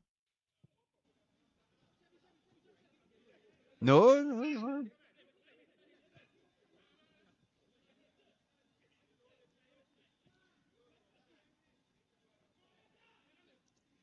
Fraser. Good ball. And he has the right intention. Maybe a little bit too much pace on the ball. Certainly Webb couldn't get on the end of it.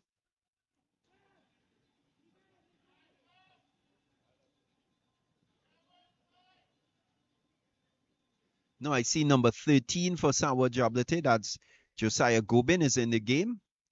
So he would have taken up for Jelon Matthews, maybe.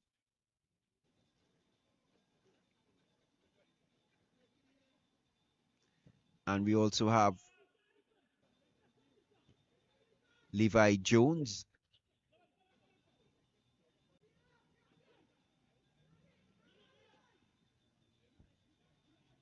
Coming forward, taking their time. This Jones. Fortin. Back to Martin. Fraser. Cuts inside. Hits a good shot there. It was a fantastic strike, but it was straight at Ragu. He had to put his palm up, tip it over the bar. It would have been in. But he has the right idea. He's been the best player for Sawa in this half. Really creating a lot of chances, tormenting the defense. They have some good players here. Fortin, Fraser.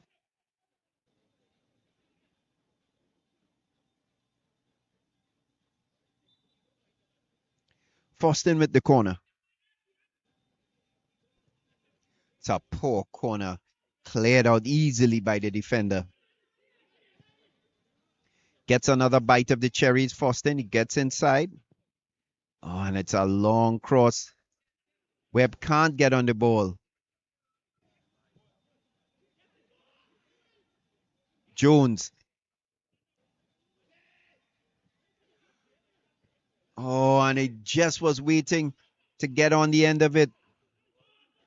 Sawa getting some chances here. They're seeing a couple of spaces in between the defense. Fortin, good ball in, but Ragu straight at him, really.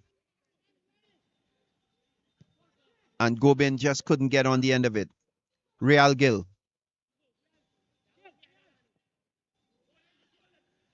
But it's too far for Phillips, and it's going to be a throw for JABLOTEH.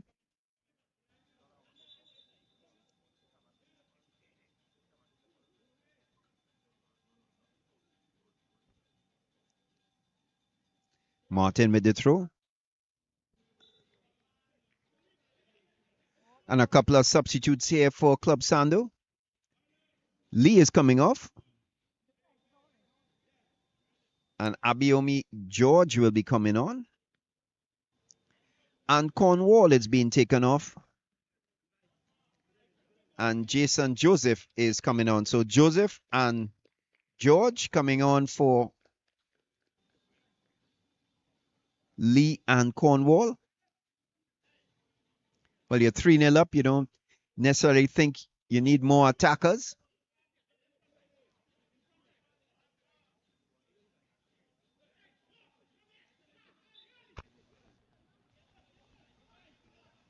Jones. Webb. Let's put Peters under some pressure. Man in his face. Oh, and a slip there.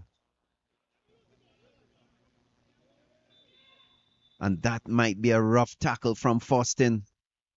Will the referee bring the card out? He does. Does bring the card out for Fortin.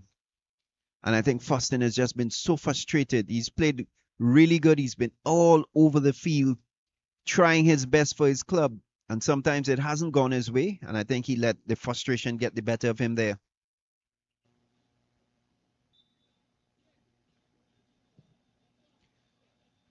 Hopeful ball, more than anything, trying to find Worf.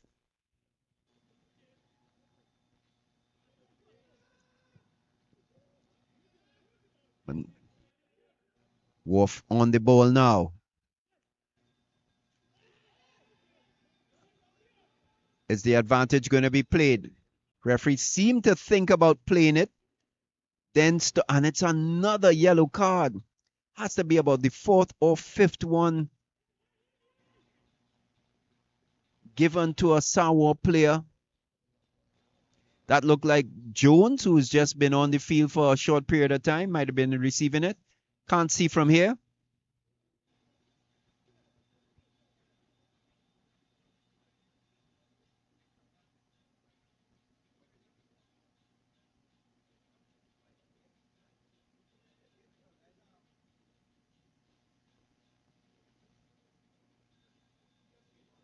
Yeah, Levi Jones.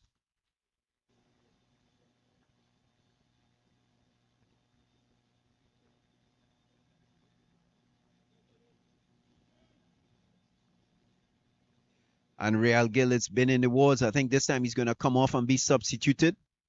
I think that would be a wise move. You're 3-0 up. You don't need some of your star players to be still in the action. Looks like Real Gil is going to be taken off. And also looks like goal scorer Luke Phillips is going to be taken off. So number 23 comes on.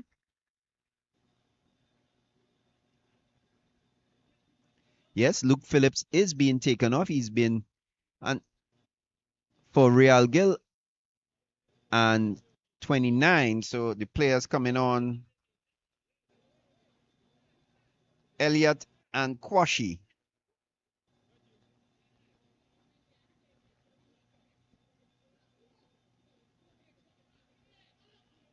So with the exception of everybody there, the entire front trio, Cornwall, Phillips, Lee, all removed from the game. Real Gil, all taken out by Club Sando. So an entire new forward line. Let's see how they cope. If they're as dynamic as the originals.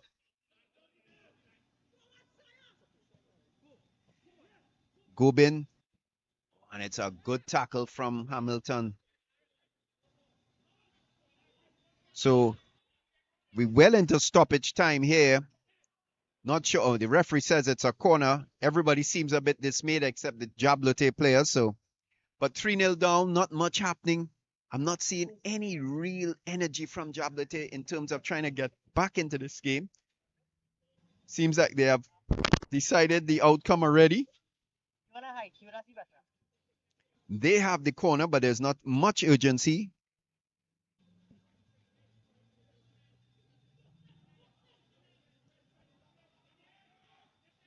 Webb.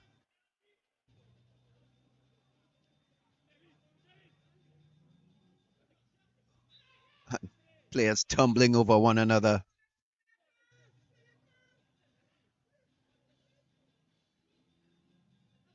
Lots of advice coming in, but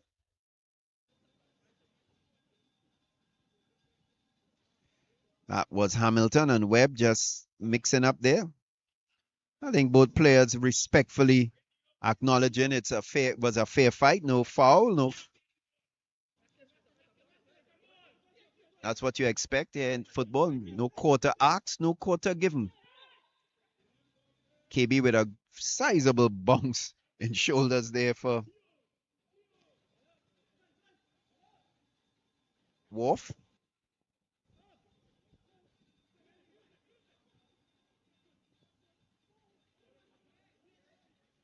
Dispossessed. Sanwo JABLOTEH trying to get upfield.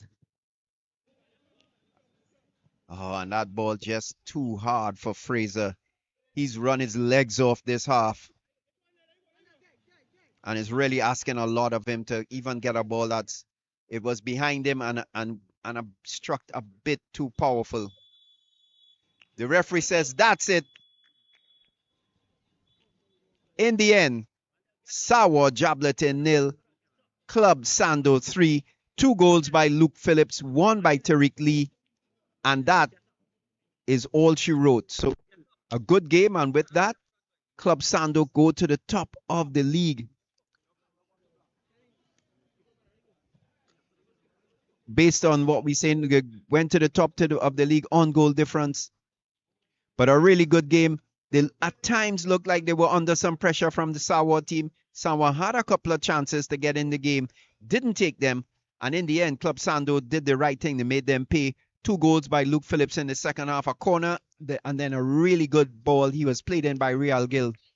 And in the end, Sawa JABLOTEH 0, Club Sando 3. So that's the end of the first game here from the Mahaika Sporting Complex in Point Fortin. And of course, you're looking at Wave Sport TV, and you're looking at Trent Tobago Premier Football League. So we'll be back with the second game featuring Point Fortin Civic Center, the home team, This game was won by and Sando.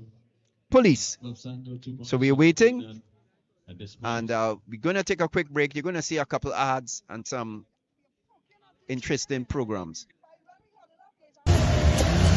What kind of toys they're making for the kids these days? Yeah, there's 15,000. Sando was handled today. The Eileen Ho Foundation is on a mission to give the kids of the Crystal Home an unforgettable Christmas. And we need your help. Eileen Ho Foundation is hosting the Charity Cup football tournament on December 14th at Marvin Lee Stadium to help raise funds for our Christmas bazaar. hell no! Football brings vibes, unity, and purpose. So pull up and support, and let's kick forward.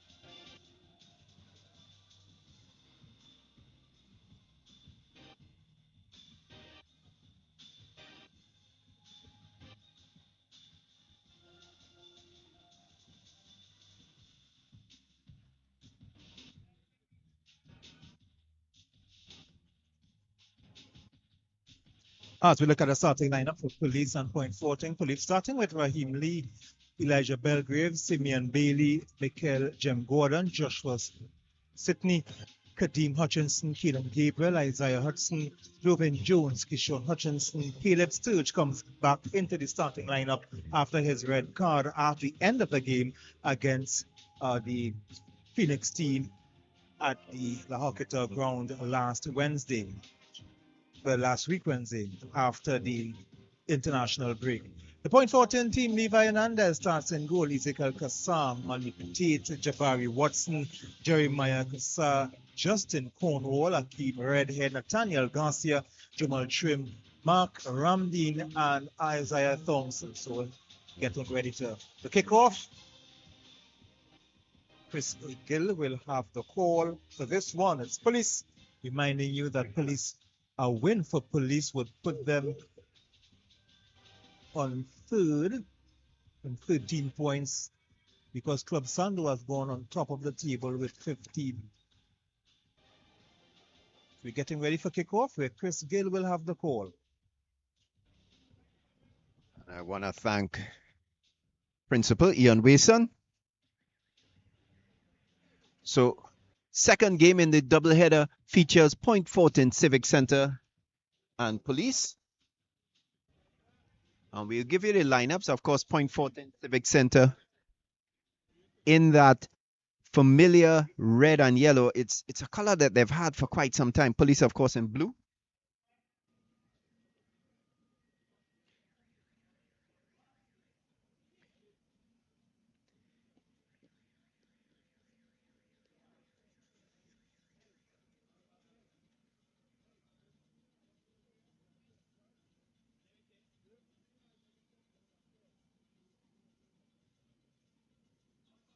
So we're just waiting on the officials to get the game going.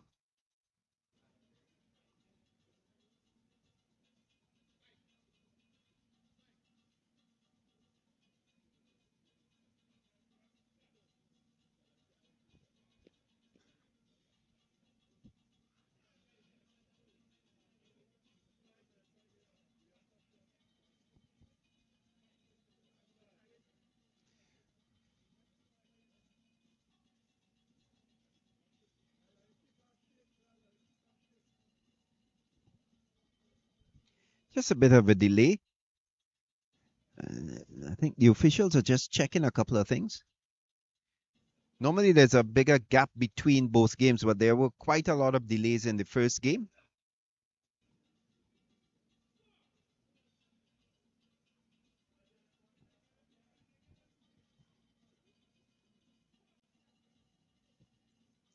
So can't tell you why we are having the delay. Just that I know the referee is not right now in the center of the pitch where you would expect him to be.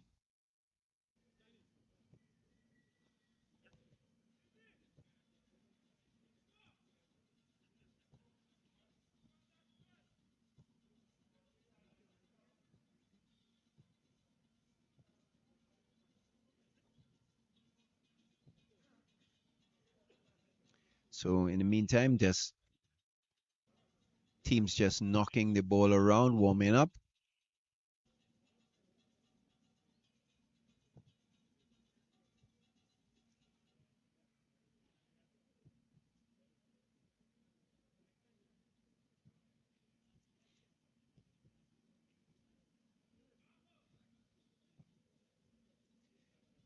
Right, just a bit of a delayed start. Of course, we did tell you about the league standings. So Prisons lost to Central FC on the game the previous night. And this allowed Club Sando the opportunity, if they won the game, to lead the league on goal difference. They did exactly that. So they are now top of the league. Down at the other side is a couple of teams. I know the teams from Tobago, they haven't had a chance to play as many games as they should.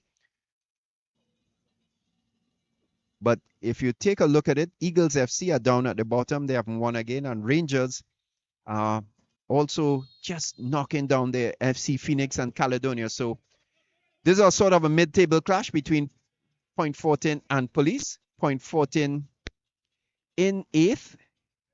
Police up 2 places in about 6th. And that was before everything happened. So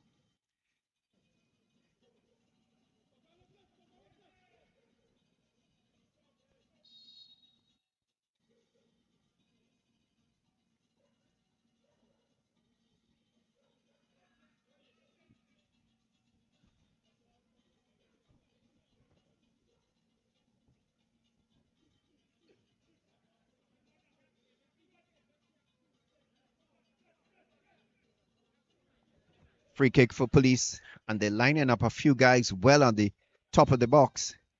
Early intentions here. Oh, he plays it neatly for a cross, and it's just gone too far. Just trying to get. Well, was it out or is it a corner? No, they're signaling corner.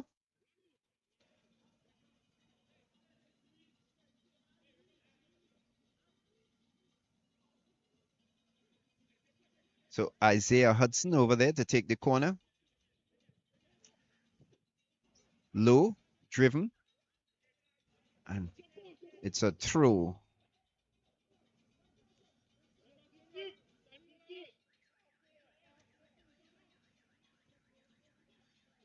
Some good play here.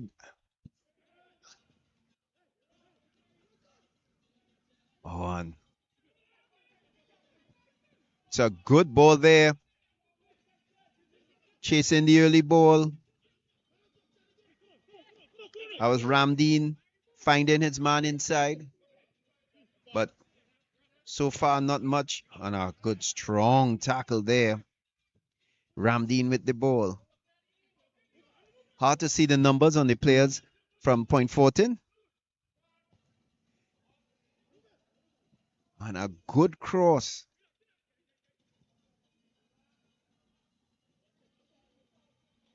From Thompson. But Police are striding down this side here with Gordon.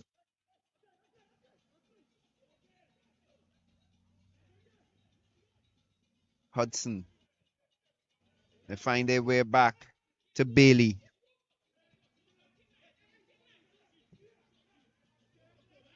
Poor ball in the end. Couldn't find his man. As Point Fortin take their time and move forward. Oh, it's a good ball. Is he onside? Well, my word. Well, that was a wasted opportunity if ever there was one to be wasted. He was in the clear. I don't think he even believed he was in the clear. Everybody seemed to think he was offside, and in the end, I want to believe he thought he was offside. That was Keza. Ezekiel Keza, he got the ball. He didn't seem to know what to do. And in the end, he put the ball out like if he was defending it instead of taking a shot on goal. Early days yet, and it might be a chance that Point Fortin rue. Chances are hard to come by at this level of football. You got to take them when they do come. And that certainly was a good ball and a chance. If the flag doesn't go up, you play to what the officials say.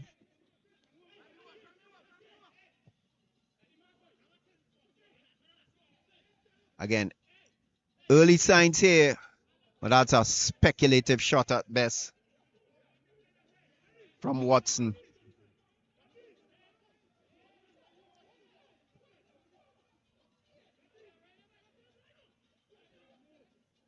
Again, Police coming forward. Oh, and that's a good ball looking for Hudson. Just a bit of a deflection, taking it wide. And it goes out for a throw. Looking in the center is Hutchinson, Kadeem Hutchinson.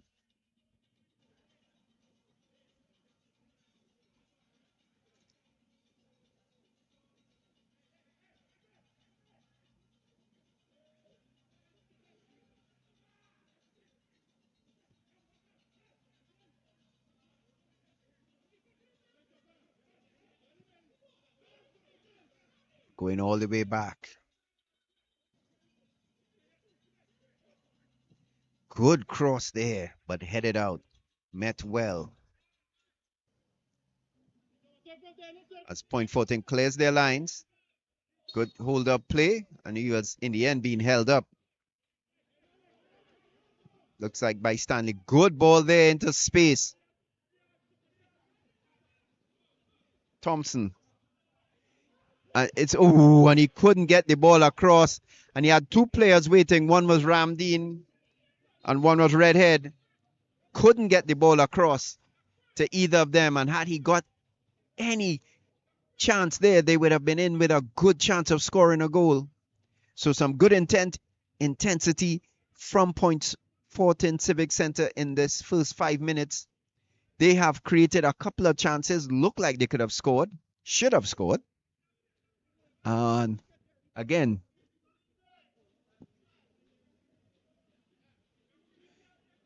well, discussion with the officials.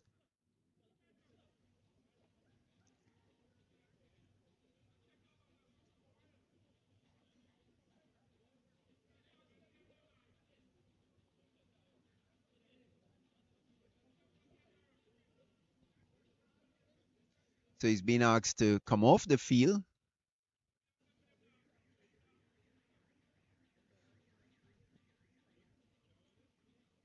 That's Nathaniel Garcia. He's been asked to come off the field and make his way around to come back on the field. And he's now coming back from an injury, so he has to be extra careful.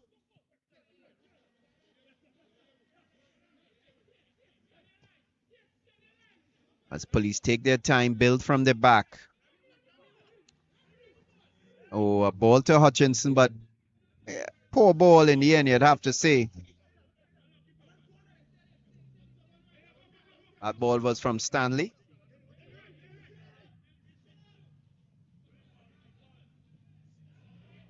Oh, and it's ball into space here. And really a chance to put Hudson in with a chance at scoring a goal, but a poor pass really from number 22.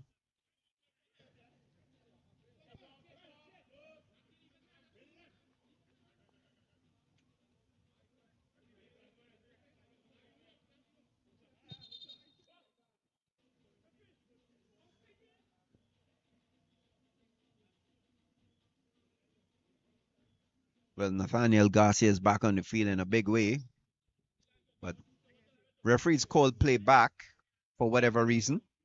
He's probably weren't happy with the speed at which the game was carrying on. He wanted to make sure he was in control.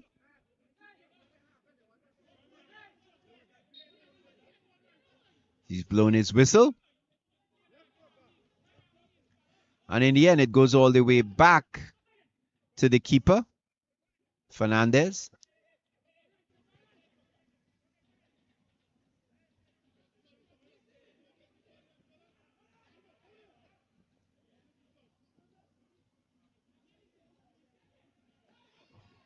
Well, a couple of tackles there that looked like it could have gotten the attention of the referee and did not.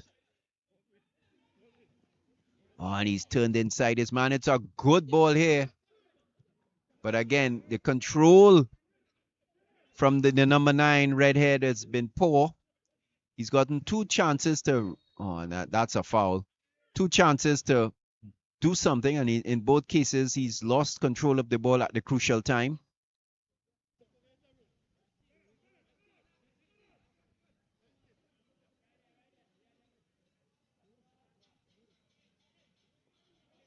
Sorry, Kezar. I said Redhead, but Redhead's number is 6, so literally I was taking a 6 for a 9 on the far side, just defending the play. Again, I haven't seen anything from police that says they're in the game as yet, but it just starting slow. A couple of times they've been given the ball there, Hutchinson. Oh, good dribble there. He faked his man beautifully. Hutchinson again. It's going to be through. Oh, and the referee, the linesman on the far side says offside.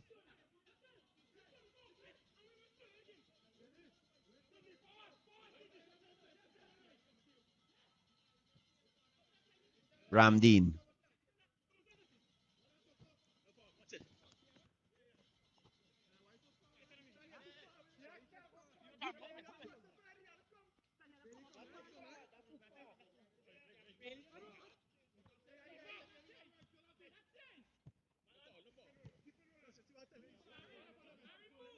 Garcia.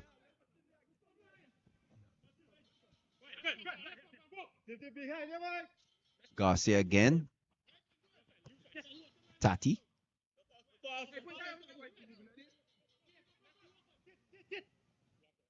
Oh, and he's just tripped up just a tad there.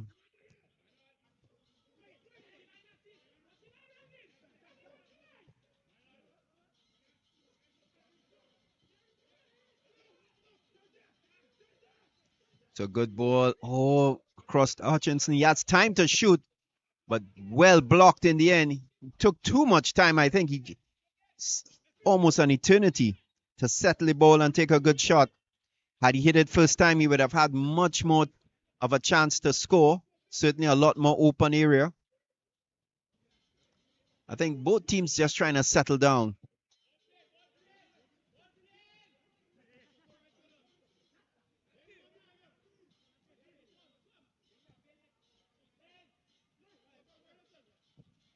Looking for that inside ball.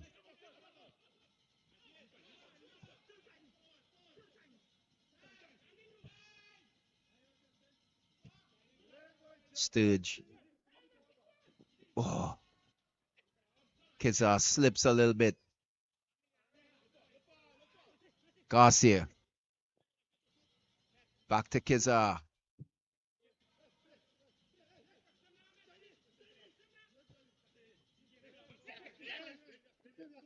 And a couple of crunching tackles there.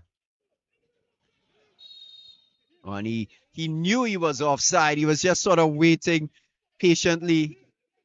And then in the end, he just couldn't do much with it. That's Gordon.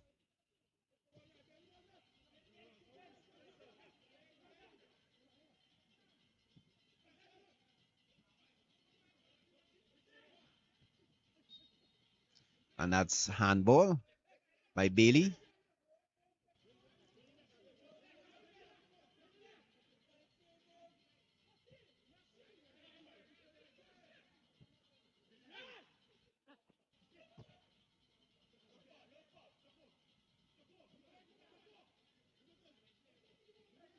It's just shielded off and back to the goalkeeper, Lee.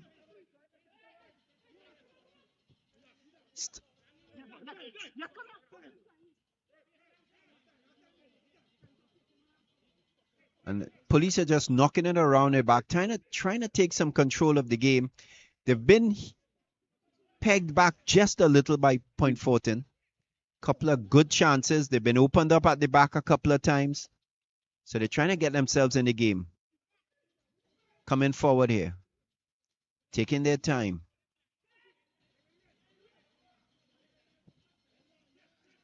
All the way across here to Sturge. Hutchinson trying to give Sturge back, but he doesn't have the legs to beat Ramdeen.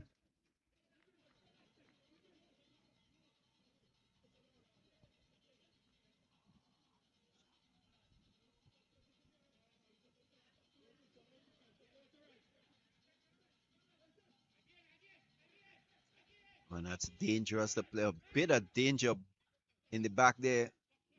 That looked like a handball, but he got away with it.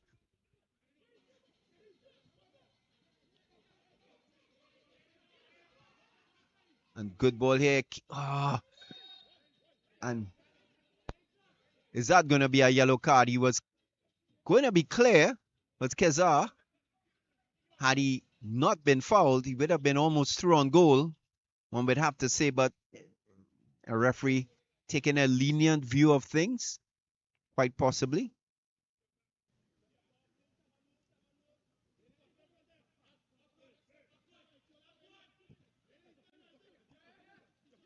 Tati.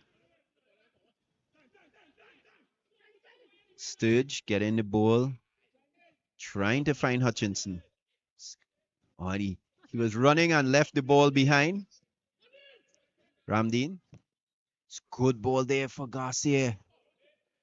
He's managed to fight. No, he can't get control. Sturge has it now. Might be a handball.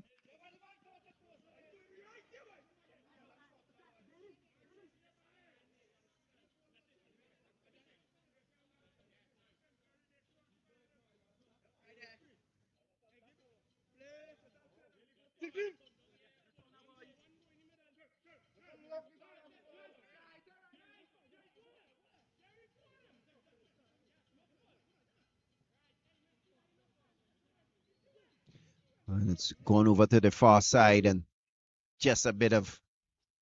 So it's play slowing down just a bit between the teams. Fast start by Point Fortin Civic Center.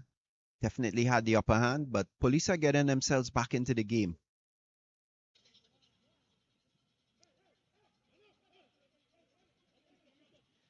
But just as I say that, just things calming down a bit.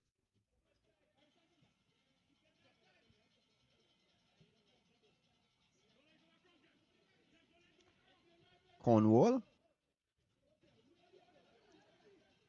A bit of knocking between the keeper, Levi Fernandez, and his defenders.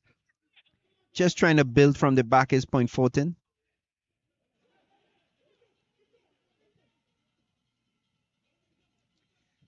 Police come down the left. Well, that would be the right side.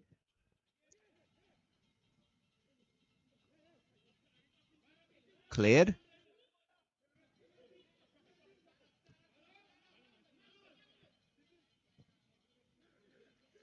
Sturge on this far side, near side, sorry. Good crossing. What a goal! What a goal! Magnificent cross from Sturge. That made all the difference in the world. It was the cross, and there was nothing the defender could do. Absolutely brilliant.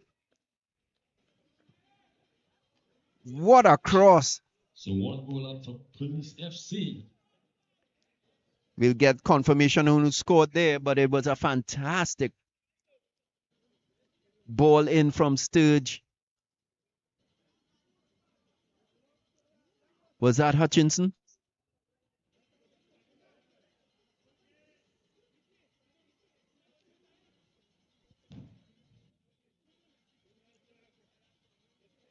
But he really clipped in a beautiful ball. And again, once you get good. So there, Michael John Gordon scoring. But once you get a good ball in, it's always going to put the defenders. And for all the positive play Point Fortin has, they find themselves a goal down. And really to a piece of quality from Caleb Sturge, sorry. A real piece of quality. It was an exceedingly difficult cross to even wrap himself around, and really he couldn't do much.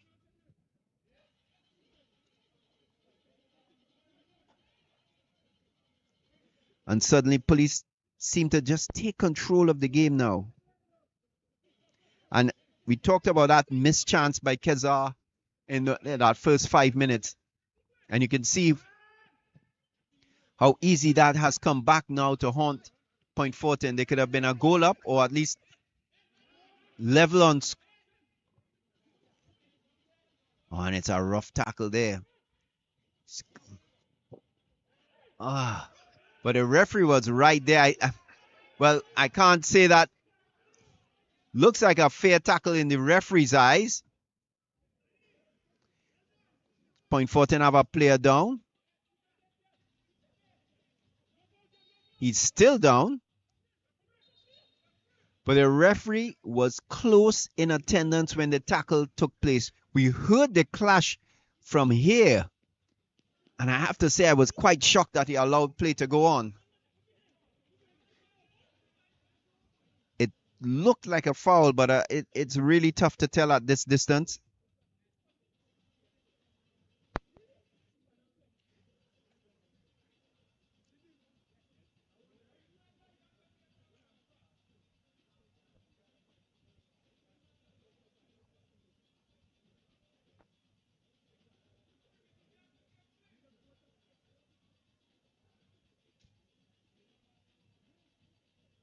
Oh, but he's up. So it's going to be police ball. They were in control of the game at the time.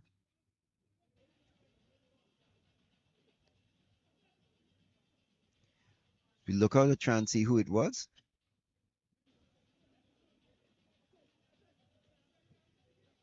Keeper Fernandez gets the game going again.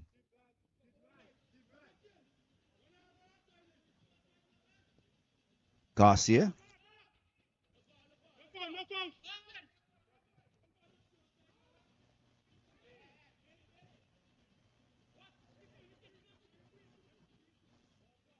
Spreading the ball. Keeping control, stringing some passes together.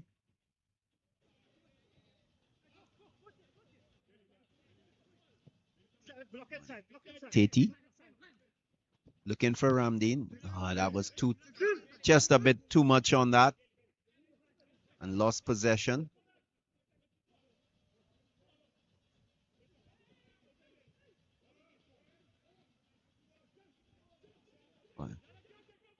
Goal scorer here. Oh, and he's blocked there. That was Gordon. He was turning in and out. Had his defender backing up. Couldn't get a shot on though. Defender still was able to block.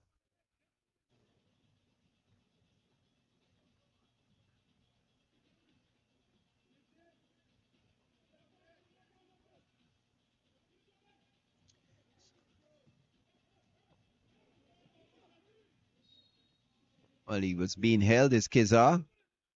Trying to take the quick free kick, but old veteran was wise to what was happening.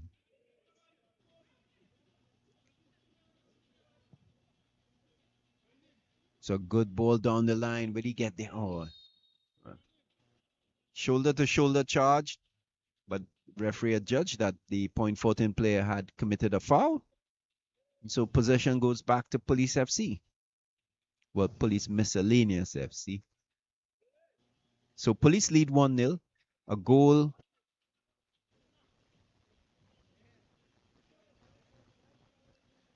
by Gordon. Michael Jern Gordon.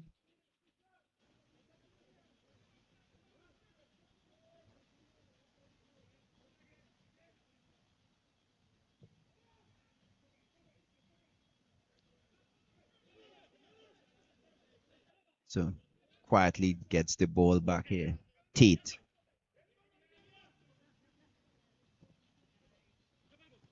Kazar. He's been in the wars. Garcia, he's been in the wars as well. Hutchinson gets the ball for Police, but gives it away almost immediately. And then, as a community service, given back.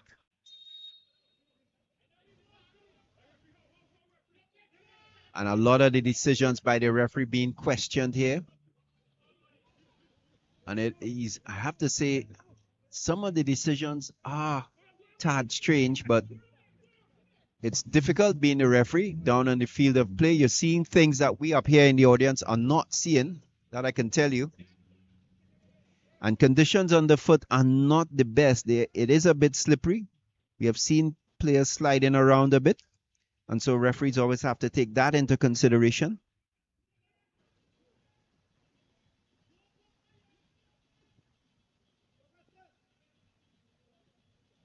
Ramdeen finds himself all the way over on the far side. No, that's... Ooh, that would have been a tough tackle.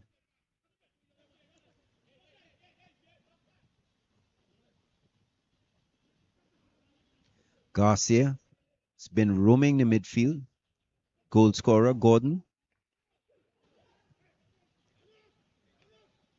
Trying to find strike partner, Hutchinson. He's a big, strong guy. And he's definitely up against some smaller defenders.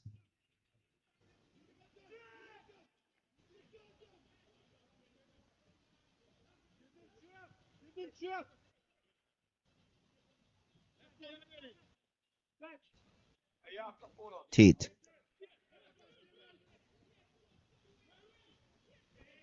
Ramdeen with pressure. And again, just a little too much pressure applied by Isaiah Hudson. Garcia. Ooh, that was a tough tackle there coming in from Sydney. No cards as yet, though.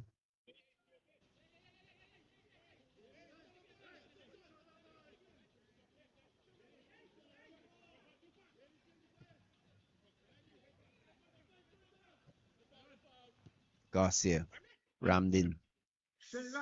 Just a high boot there, but he's.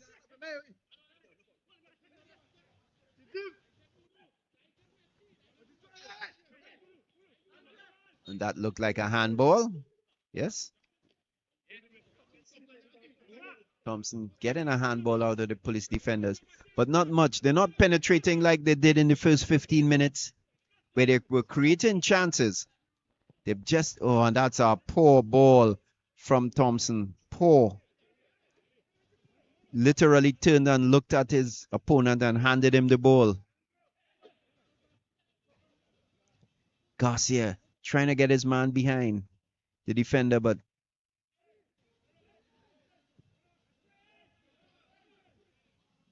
ball cleared up the line and defended well in the end. Two players falling over on the far side.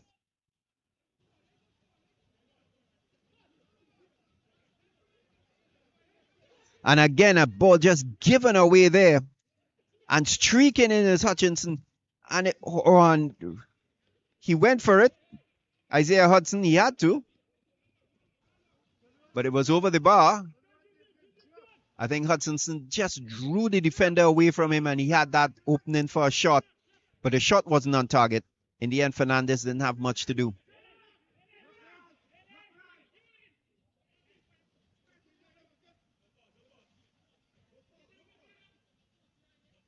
Tate trying to get by his man, but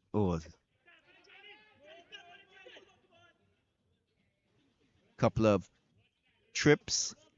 And then in the end, everybody seemed to be tripping over each other. Garcia stands with it. Thompson. And again, some frustration from Bailey. And the referee having a talking to him, letting him know, listen, I'm in charge.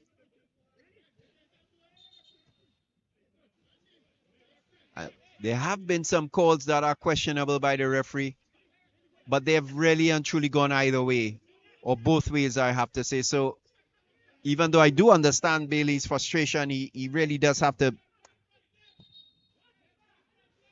And again, the referee calling play back here.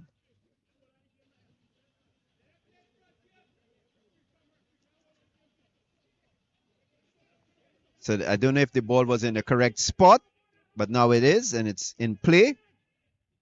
Point Fortin trying to conjure up a couple of chances here, or at least one chance to get themselves back in the game.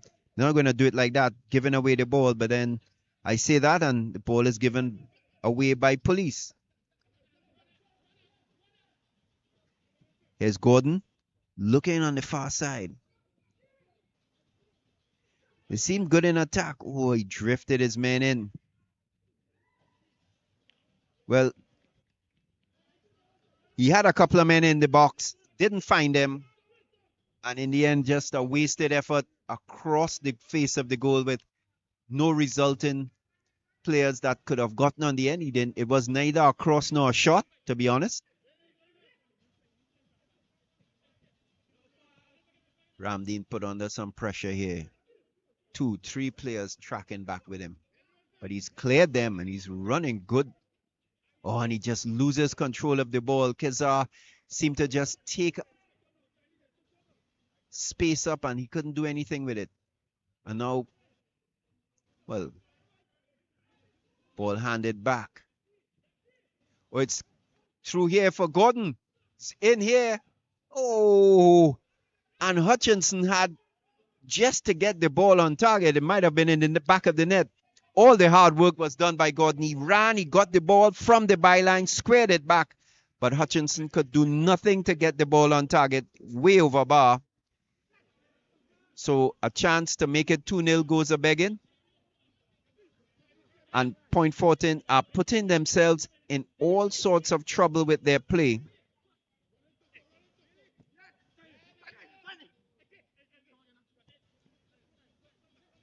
Redhead. But that was Thompson. Garcia getting the ball on the far side.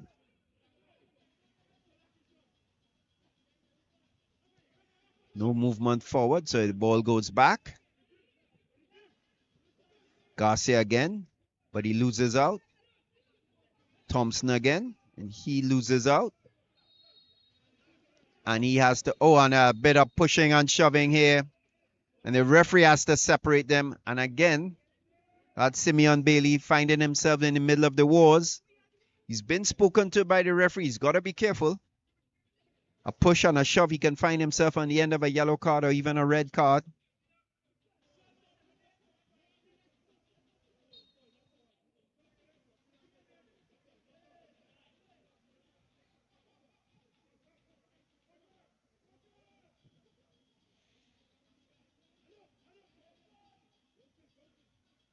Ball just hit long and hopeful.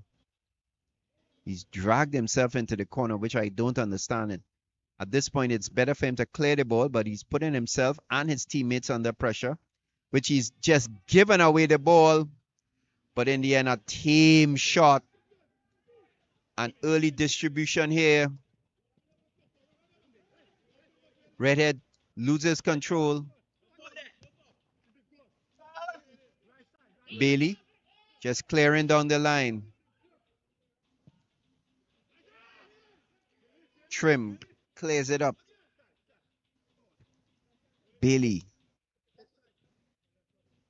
And Hutchinson losing out there. Good steady play. Well, Sturge just falling down on the ball. And the referee says bring that back.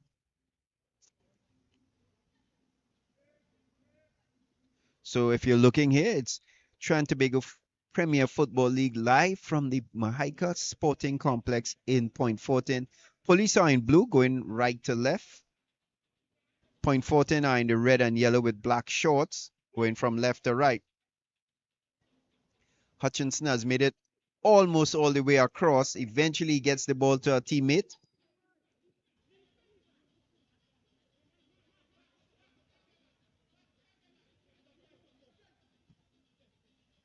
Sturge. Bailey. And police taking more control now of the game. Taking their time, stringing some passes together. No sooner have I said that than they lose possession. Oh, and it's in here. But he's dribbled himself. And, well, I don't know what to say other than he had a couple of chances there. He turned left, he turned right, he turned in, he turned out. And in the end, he didn't go anywhere.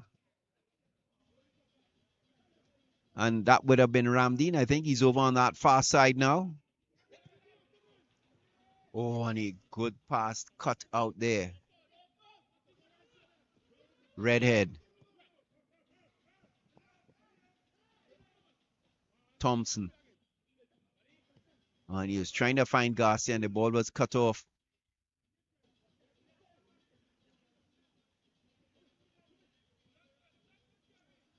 Oh, and Gordon beats his man for speed here. Can he get the ball? No, and he's... Well, it looked like the ball was over the byline. No signal from the linesman on the far side. And so police in possession here. It wasn't really a goal-scoring opportunity. Bailey taking his time, settling things down. And they decide to go all the way back to Hutchinson. The other Hutchinson, Quishon. You got to assume they're brothers, Kadim and Quishon. Keyshawn.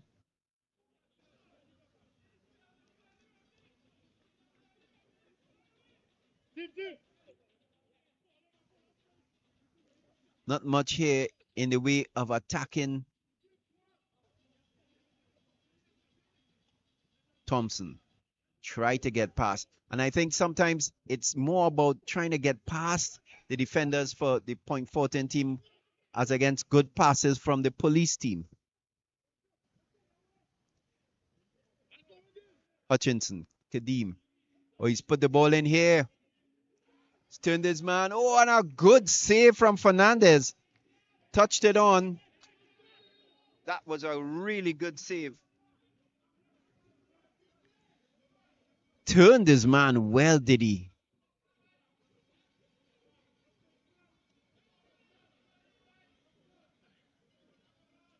Looked like Kadian Gabriel. Turned his man, got a shot on target, and Fernandez got down and palmed it just wide. And, well, they're saying it's a corner or a free kick. I'm not sure which one.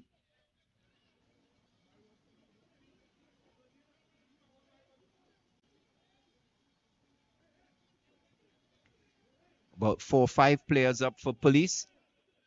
Corner to be taken. It is a corner.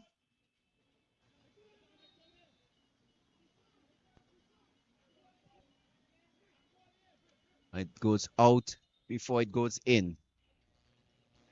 No, they said it's still another corner. Is it? Yes. Referee is very particular. He's stopped play on a number of occasions and, well, a bit of dissent, and and a yellow card is being shown to player Sydney. I think the referee has made some odd decisions, especially when restarting play. He's been very specific about when he wants the play restarted and where he wants play restarted from. Sydney is pleading his case to no avail, so he finds himself in.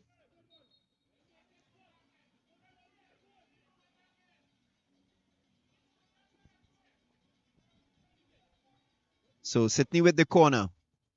It's a better corner this time, and Fernandez does well to get it. Good control. And just a bit of play by Kadeem Hutchinson there. He knows better. Wasn't really doing anything other than being a nuisance. Was never going to get a goal scoring opportunity from that. Thompson. Garcia.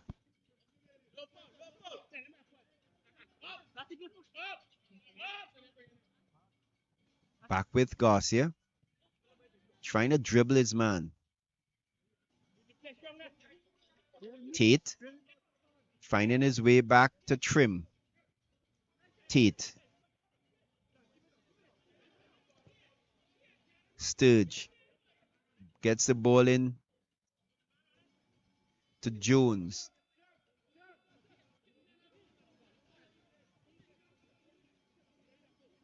Ramdeen.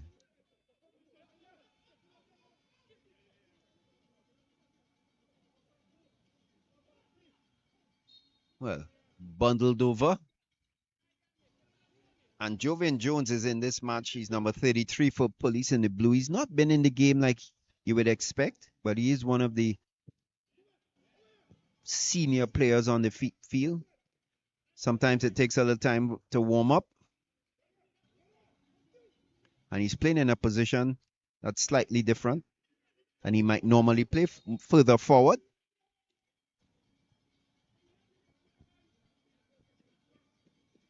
So the ball goes out of throw on the far side. And again, you're looking at Trinidad and Tobago Premier Football League football on Waves Sport TV via your YouTube channel. And of course, you have to thank all the cameramen and the production crew. And of course, the TTFA for the competition. Belgrave. It's been a rock at the back.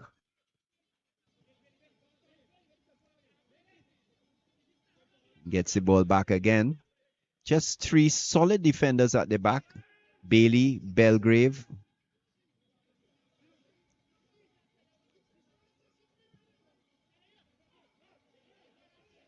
All the way back to the keeper, Raheem Lee. Well, Belgrave was trying to, he was thinking forward while his players were actually heading away from the goal.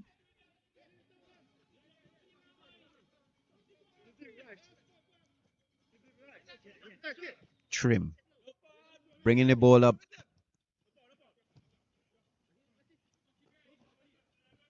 A lot of in close play here. Sydney trying to find Gordon.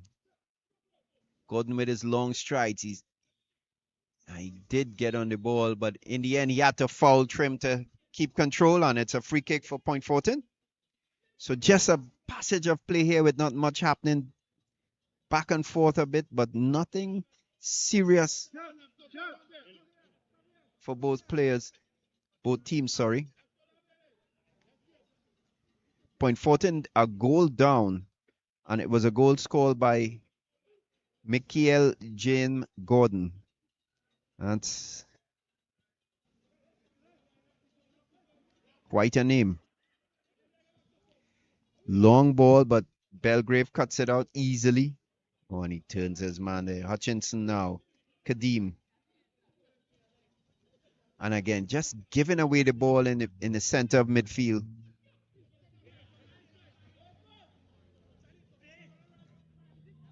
Redhead. He can't find Keza. Hutchinson. Good ball there. Far side. The other Hutchinson. Joven Jones. Said, oh. And in the end, he was just waiting a bit. There was Isaiah Hudson for that. He was teeing it up. Could see the glory. And just at the last minute, it was snatched from him by a defender from Point Fortin Civic Center.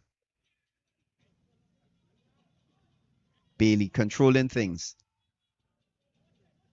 Losing his balance a bit.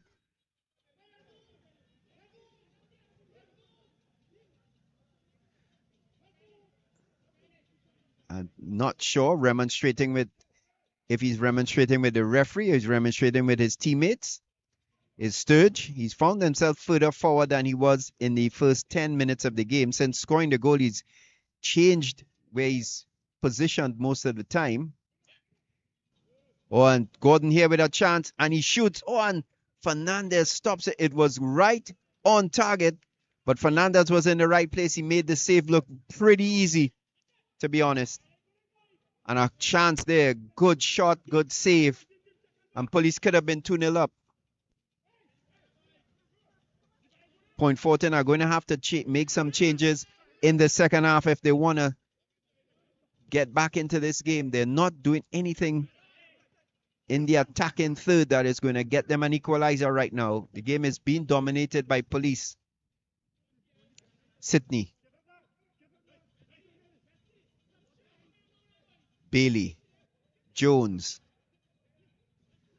Oh, the man was running on and he should have given him the ball, to be honest. Ramdeen. Keza.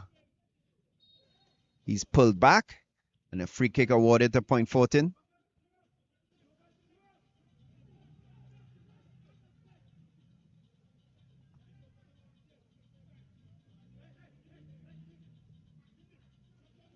And given away, the ball just given away there.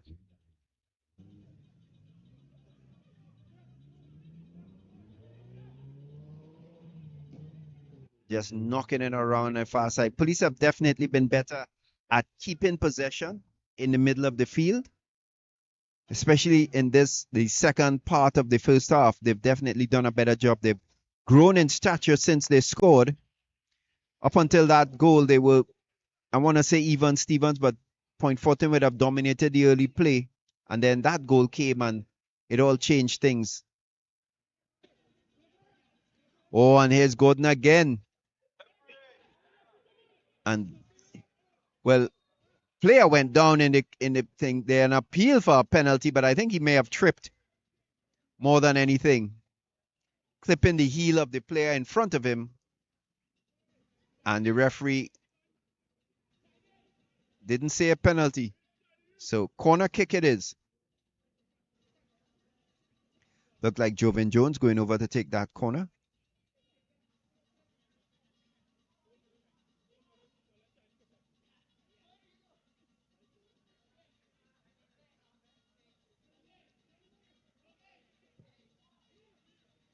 Oh, and he had a clear header, did Hutchinson. Kadeem Hutchinson,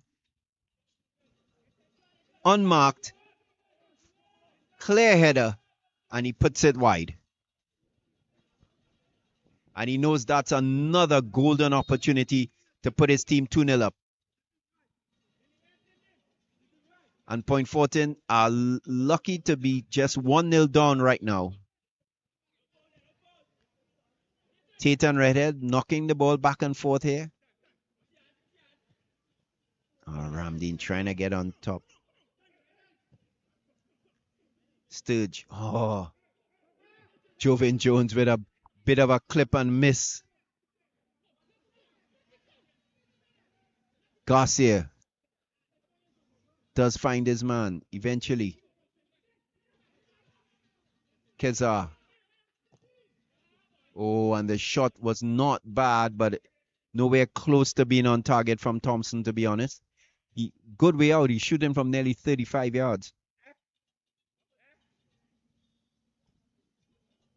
And from that distance, it's always going to be difficult to score. He's probably trying to remember great players like Ede from Brazil or Johnny Rep from Holland. And he's neither. Good ball here. Jones in behind the defenders. Hutchinson puts the ball back in. He gets it back. Man running wide. Sidney. But oh, that's a good tackle from Tate. He got the all ball. It was a hard tackle, but a good tackle. Fair tackle. No complaints there. The referee didn't see anything wrong. Sidney's looking. He's staring at Tate, but to be honest, it was a good tackle. Couldn't ask for any more. Was hard. It's not a foul. There's no penalty. Get on with the game.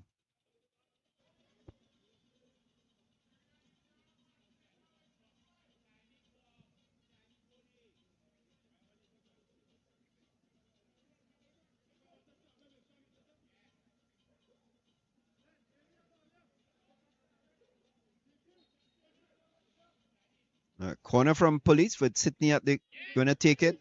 It's going to take it short to Jones. Gets in a good cross. Oh, against the bar. And a scramble. But it was a really good header against the bar.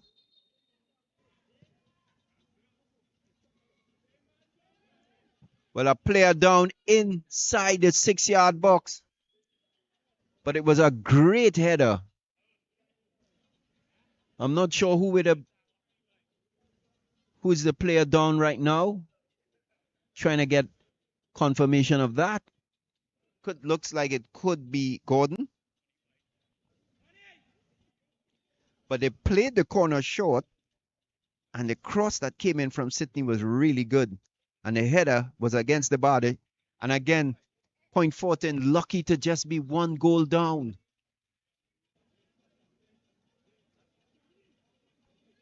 So conference there. And it seems as if it is the end of the half. So a bit of strange circumstances here. The officials are off. So we have to assume it's the end of the half. And it is halftime with Police Miscellaneous FC leading 1-0, a goal from Michael Gordon. But a couple of chances late in the half for Police. They could have been as much as 3 goals up. With Gordon himself shooting and a good save from Fernandez. And then a header against the bar. So we're going to take a couple of messages and we'll join you for the second half.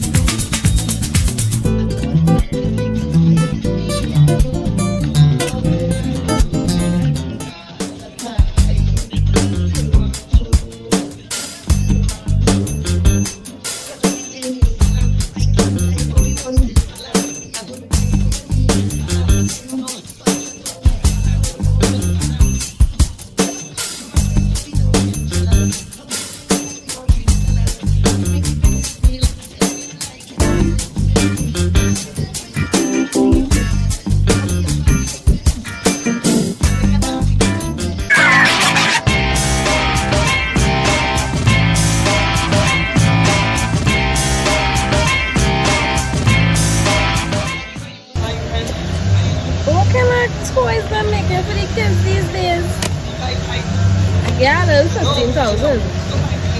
SANDO was handled today. The Eileen Ho Foundation is on a mission to give the kids of the Kisto home an unforgettable Christmas, and we need your help. Eileen Ho Foundation is hosting the Charity Cup football tournament on December 14th at Marvin Lee Stadium to help raise funds for our Christmas bazaar. Football brings vibes, unity, and purpose. So pull up and support, and let's kick far forward.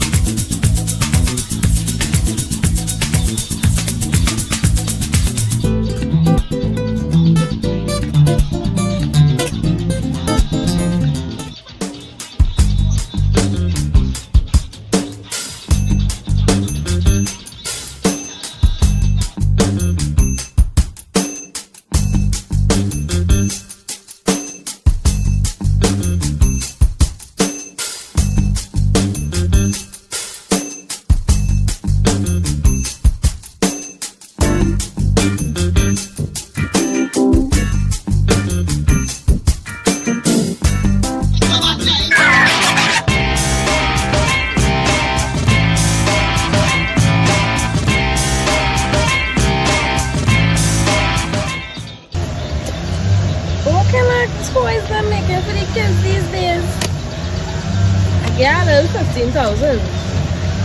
SANDO was handled today. The Eileen Ho Foundation is on a mission to give the kids of the Crystal Home an unforgettable Christmas. And we need your help. Eileen Ho Foundation is hosting the Charity Cup football tournament on December 14th at Marvin Lee Stadium to help raise funds for our Christmas bazaar. Football brings vibes, unity, and purpose. So pull up and support, and let's kick far forward. Just speaking, TDD 2099. It seems that you would have been someone and you would not believe this.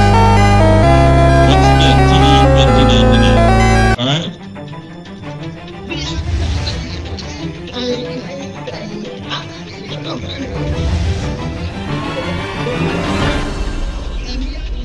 Yeah.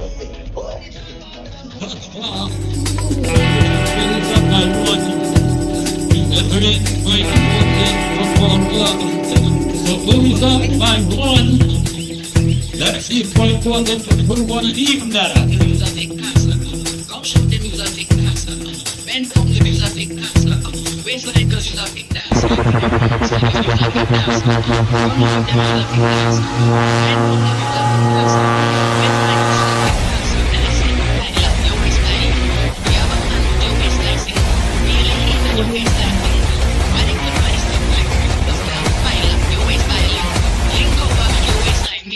Make it shake like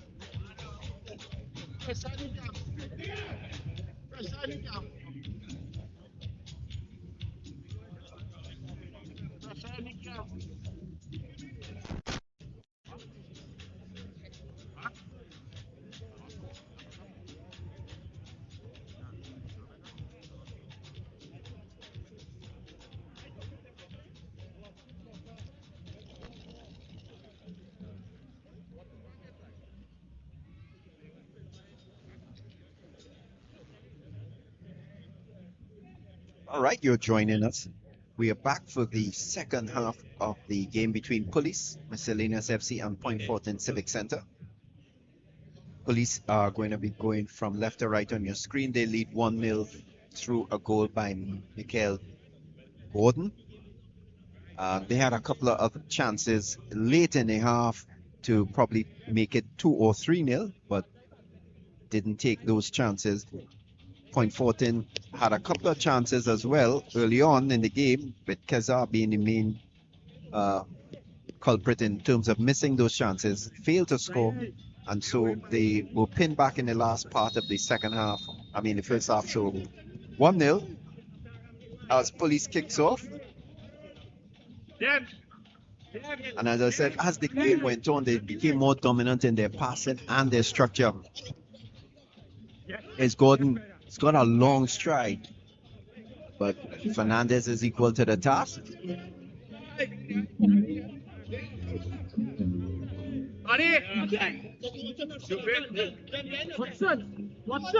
Tricky ball to find Garcia. Teeth.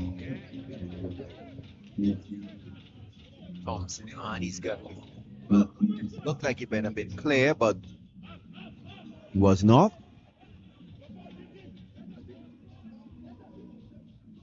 So Tate trying to battle on the far side. We have a player with a bandage around his head that looks like from this distance, it looks like it could be Hutchinson Kadeem. Might have been the player that went down. Right at the end of the half, there was a clash of heads. And just as the referee blew the final whistle, Ramsey. Good ball there. Oh, poor control. But he gets it back. Gets another shot. Oh, Ramsey. Oh, and he just couldn't squeeze it in, but it was a good attempt there. Good shot on goal. And Kezar just couldn't get the angle from the rebound into the side netting. And again, early opportunities for Point Fortin. You want to say they need to take advantage of it and put the ball into the back of the net. Didn't happen there.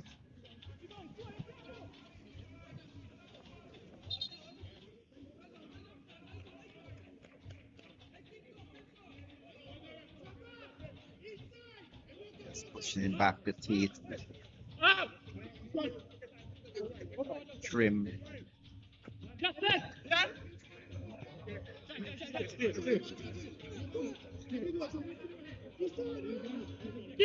On wall. Garcia. And I think Cornwall might have been offside there. Oh, he turns his man one way. Good ball here. Find Joven Jones, but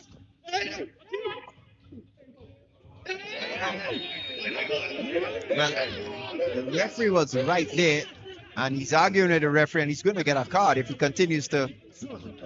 And I think he's in the wrong. The referee has made his decision. You've got to move on. I don't agree with the referee's decision on this occasion, but I think you have to move on. He's blown the whistle. He's given the foul to the police. And you just got to move on.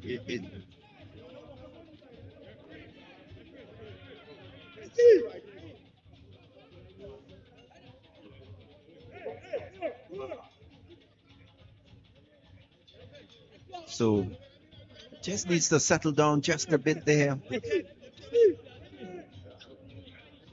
2 over the ball. That's Joven Jones and Gabriel. Gabriel is lining up like he's going to hit it long range.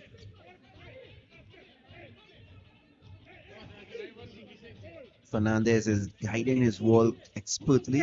4 men in the wall.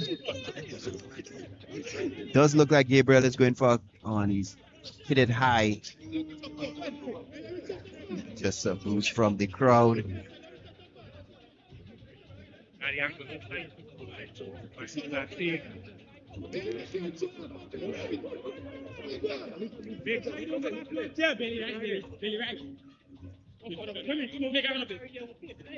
Civic Center trying to build from the back. Still a goal down. Back with Trim. Out to Tate. They like to use that side of the field, that right side.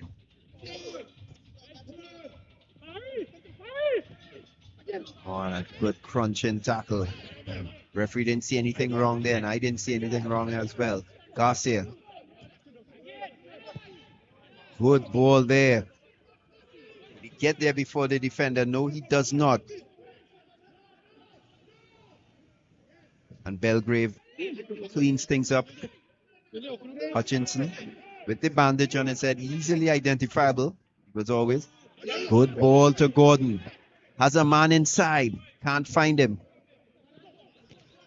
Oh, well, that is it has to be a yellow card. Trailing leg. Looks like it could be Tate on the far side there.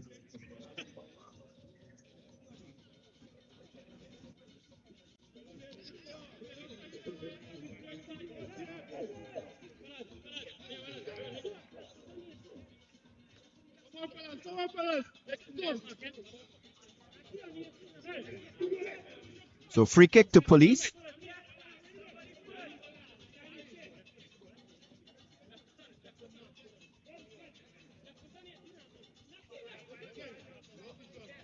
Tate.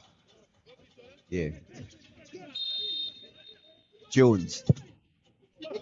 And the punched out by Fernandez. Only as far as Sydney trying to get the ball in. Referee says it's still in play. Is it? Well, 1 minute looks like it was in play, and now it's not. He's claiming it's a corner. And I have to say, some of the decisions in this game have just been questionable. The officiating definitely has been questionable. A couple of fouls gone. A couple of decisions that I thought could have gone the other way went in favor of the opposite team, and some players were frustrated.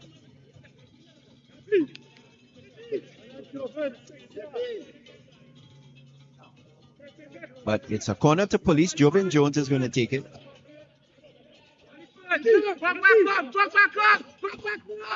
Low, driven in. Garcia gets his boot through it, and it's a throw-in.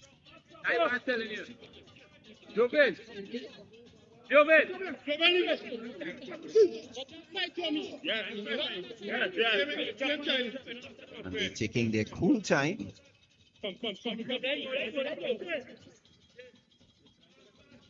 Gabriel just going down. He's going to take the long throw. One has to assume.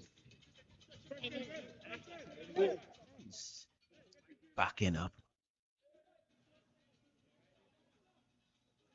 It's not as long as he would have liked. And it's cleared out. Kezar loses out. But it ball only goes to Garcia.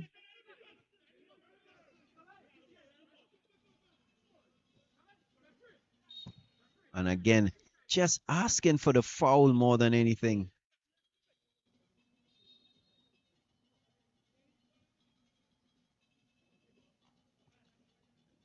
That was Tiquan Rodriguez who was on. I'm not sure who went off.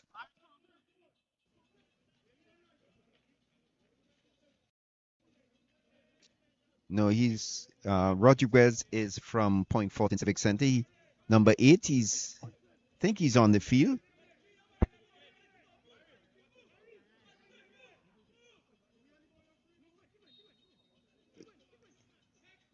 Probably at the half. Garcia taking his time, Nathaniel, but for all the time he took, just hit the ball directly to a Police player. Police again getting control of the game slowly but surely.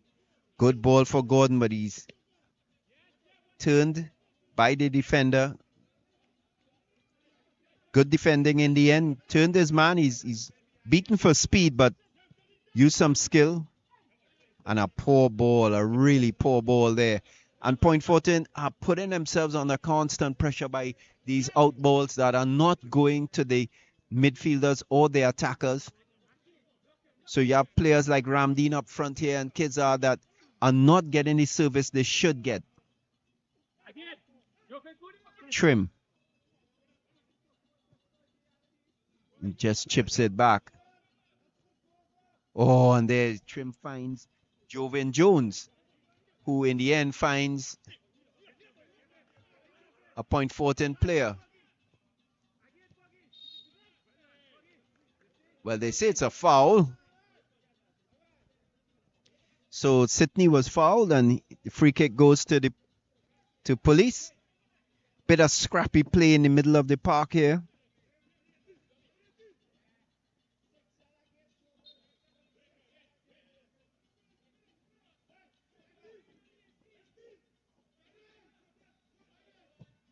Just chipping the ball in.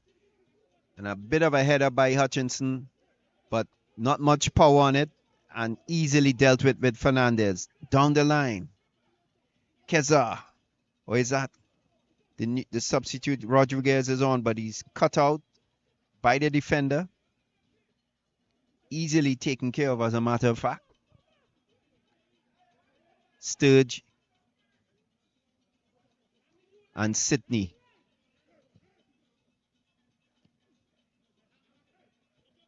He was looking for Gordon with that one magic pass, but that's not how it works. Just drifting back. They're going to have to go all the way back to Fernandez. Think about building. And again, Police have weathered that storm, that early initial energy from Point Fortin, where they got a couple of chances, got into the opponent's penalty box, That's sort of done now.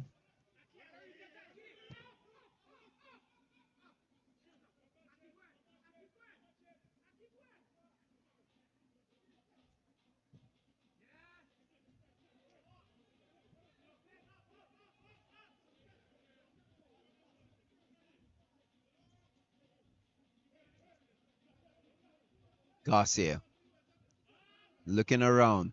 Not much movement from Point Fortin.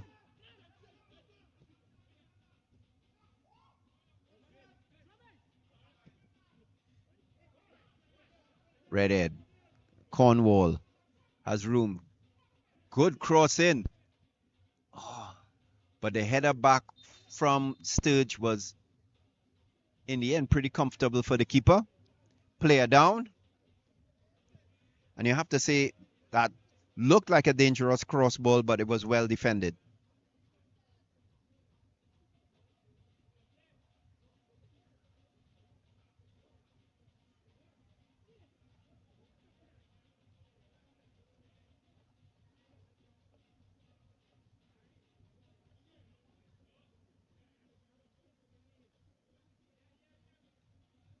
So players still down.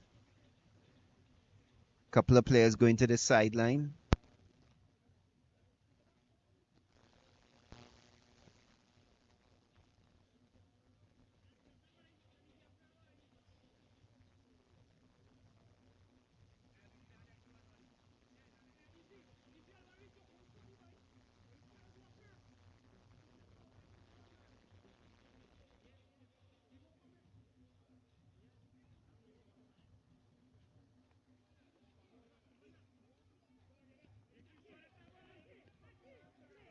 So we're back in play here with Keyshawn, Hutchinson, Sydney, Belgrave,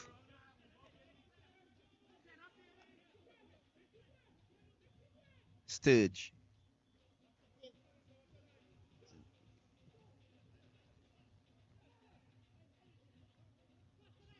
Oh, and really easy there for Sydney to cut out. Good ball across here. Cornwall. But then intercepted. Far side, and he's got a man there free. Time to cross. Settles too long inside. It's good ball. But they go back out. Oh, and the cross is really well. He got up. Was Fernandez to head the ball, but he couldn't put his header on target. But he did meet the ball, and it is better play from Point Fortin.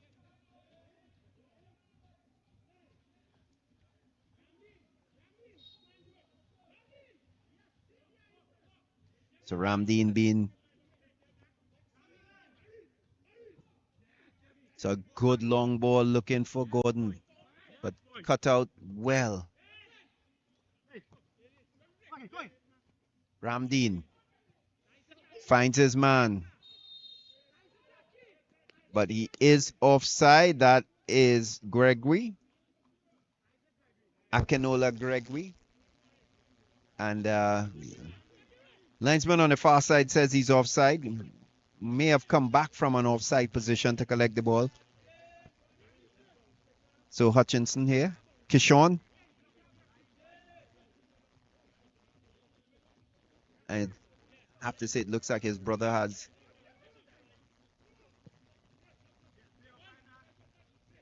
Gordon. Oh, that looked like a handle ball from Jovan Jones, and it is. Well, a play there was, and no foul there according to the referee. Gordon in here. Oh, and a good tackle from Trim.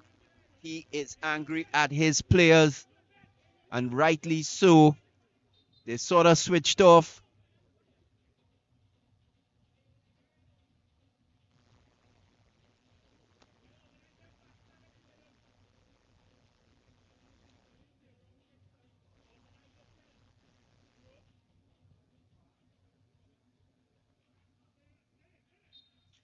So again, police seem to have taken control of the game as time has gone on in this second half. Good corner there, but Fernandez equal to the task. Oh, and a poor distribution from him. Just sort of clipped it out to Nobon. And in the end, a cross that goes nowhere. This time a better service for his player. Is it? No? Talk too soon? Gordon was able to get. No, that was. So Hutchinson still on the field, just taken off the bandage.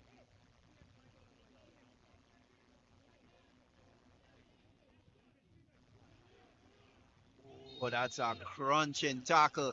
And it's going to be a yellow card for Garcia.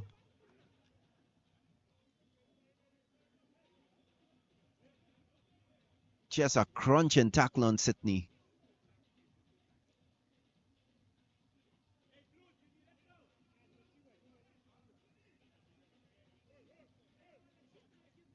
But he's up and running, is Sydney.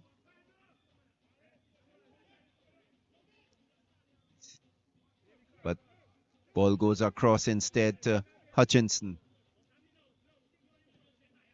Jovan Jones.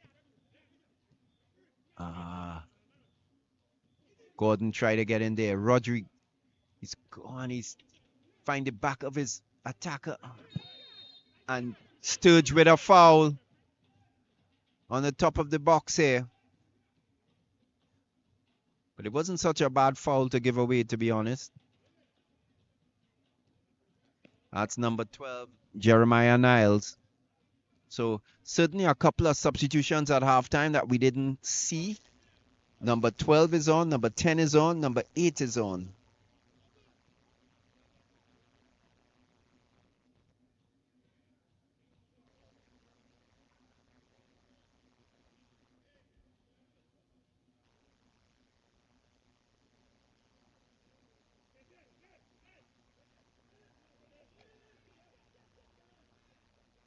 So lining up the free kick. You gotta sometimes when you late in the night and you're tired, you can make those type of mistakes. It is Nathaniel Garcia. He's gonna strike it straight at the base of the wall. Not much impact. And the ball goes back.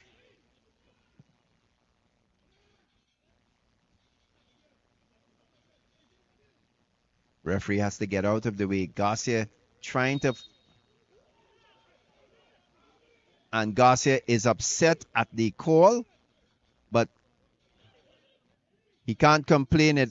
He has had times when the calls have gone the way of Point Fortin, when many thought they shouldn't. So, gotta take it when you get. Oh, that's an easy foul there by Gordon. Pretty innocuous. He didn't mean anything by it. Just got caught with the turn.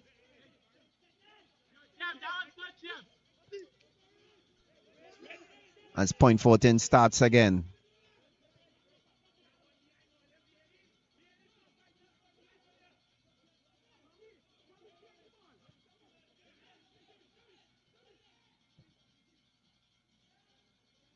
A good ball there. He's got the speed.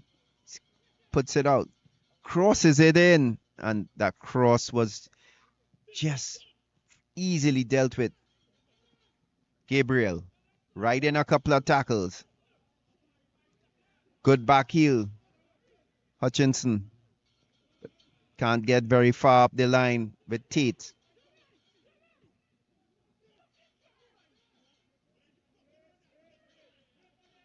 So ball goes all the way back to Lee. Raheem Lee takes his time. Police are in control of the game. They don't need to rush things. Point Fortin are the one that need to step up the pace.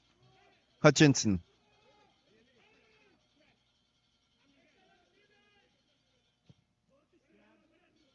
Looking for Gordon. He's been a thorn here. And he was almost through on goal. But good cleaning up by Trim. And so now it's coming on. Couple long balls. Being chased in vain. But Hutchinson makes sure it goes outside for a throw. And it goes back to the keeper, does Gabriel. Smart thinking.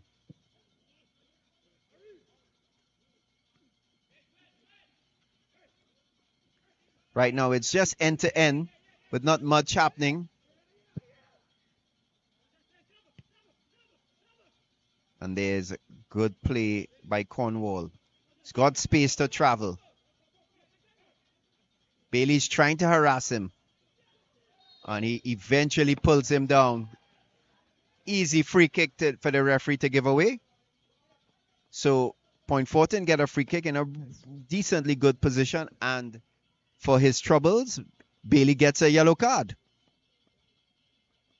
Number 6, Simeon Bailey.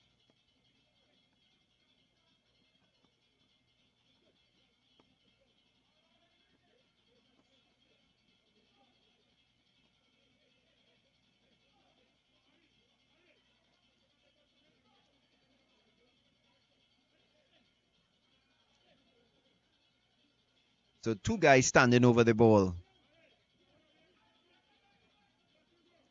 Both substitutes, Niles and Rodriguez.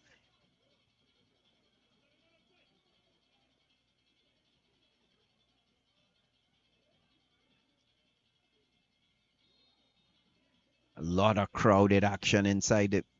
A couple of fakes. Oh, and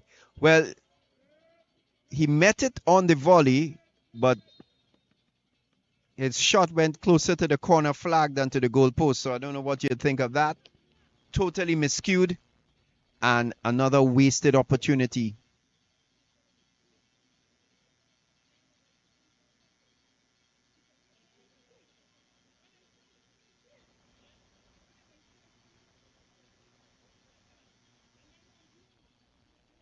So police taking their time.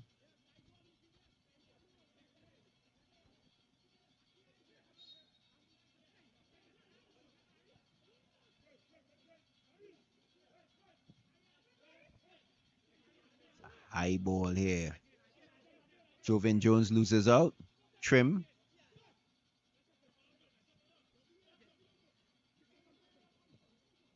Finds Cornwall.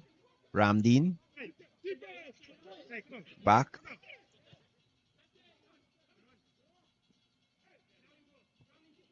Oh, that tricky there, but still riding a couple of tackles. And the referee decides that is a foul in the middle of all of those. I don't know which one he decided was the foul. Kezar. And just a tad long. He's not offside. Gabriel. And then poor control by Kezar. Gordon strong in the challenge. He holds his man off. But he pulls it back to Jones. His experience tells here he takes his time.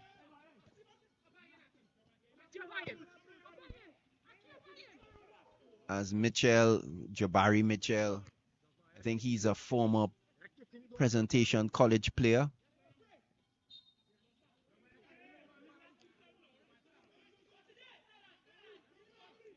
And just a little handsy-pansy between the players there. Ramdeen.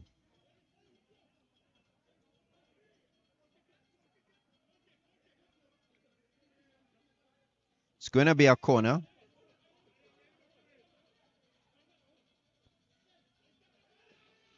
Not many players in the box for Point Fortin at this time, so I don't think it's wise to cross it in, but more are going in right now. They don't have the tallest players. Gotta say that. But looks like Trim is in there. Couple of guys going in. But easily dealt with.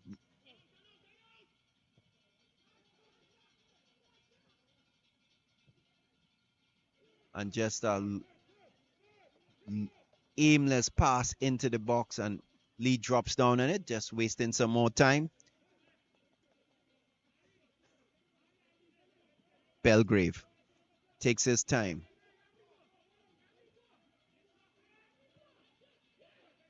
Hutchinson easily eludes his man.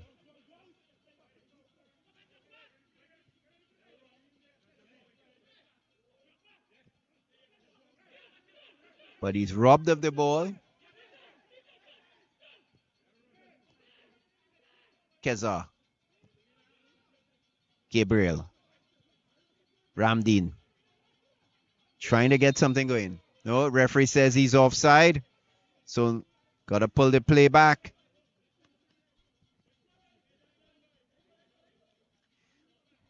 Might have been a close call. Can't see from here.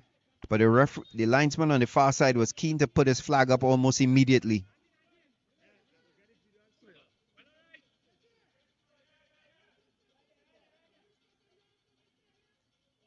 Hutchinson taking his time.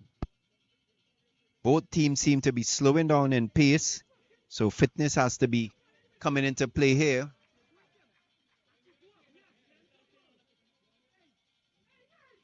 Jabari Mitchell.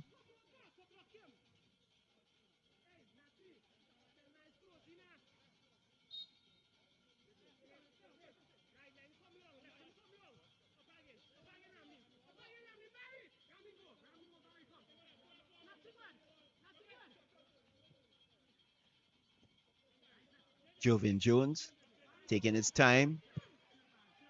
Jabari Mitchell. Oh, and he just couldn't. That looked like a handball. And well, to me there, that ball seemed to climb up, roll on the hand of the defender, and there was no call. And the referee would have been in close proximity. So, again, just another questionable call. There have been so many. And you got to say they've gone for both ways. They've some against police, some against Point Fortin. So, maybe even Stevens at this point.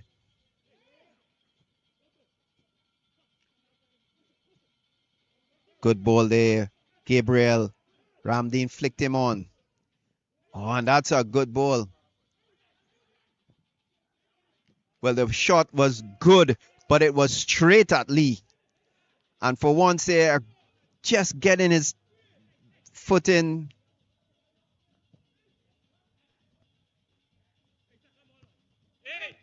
Was Jabari Lee.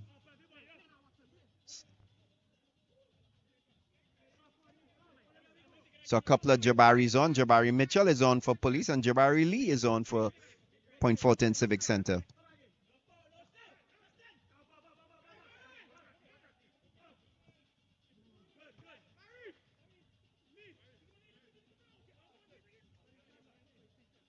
And that was Jabari Watson. So it's just very common name in this game at least. Oh, he tried to play the ball through the player. That just wasn't happening. Mitchell. Lost of foot in there. It's coming, but giving up the ball. Gordon. Oh, and he just had no pace on that pass. And had he any sort of pace, it would have been in. And that's a foul. Simeon Joseph Bailey, can't be upset. And again, just tempers flaring. It's a tight game. It's 1-0. And hands extended. The referee's getting in between. Bailey has to be careful. He's already on a yellow card. As Jabari Mitchell wants his players. I think Sydney's also on a yellow card.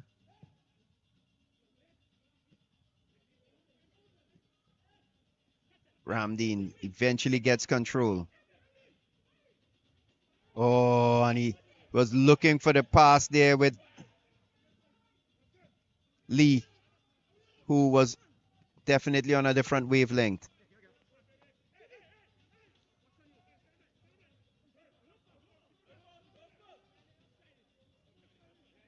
Taking it down to the corner, hoping to get a corner. Well, he was, but he gets back the ball and passes it to Jovan Jones, who very uncharacteristically is giving away the ball much too often for former international player Garcia.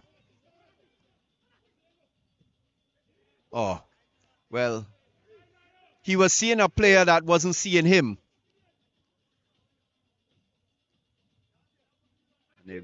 Lee just goes down in the ball. He's taking as much time as he wants to make sure nothing happens. Hutchinson.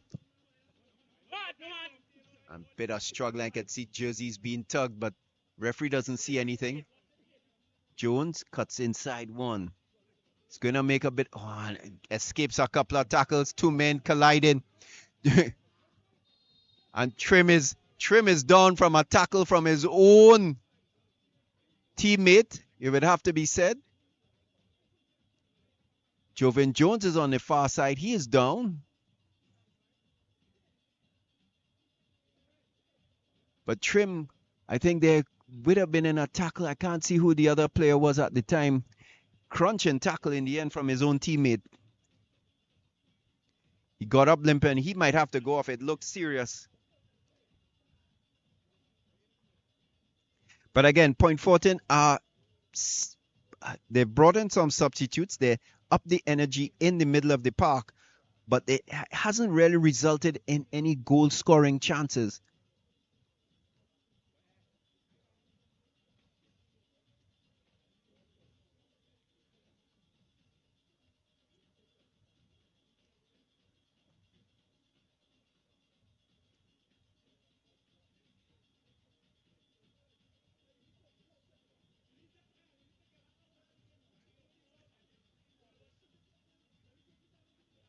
And a couple of players voicing their opinion to their teammates about what's happening on the field of play.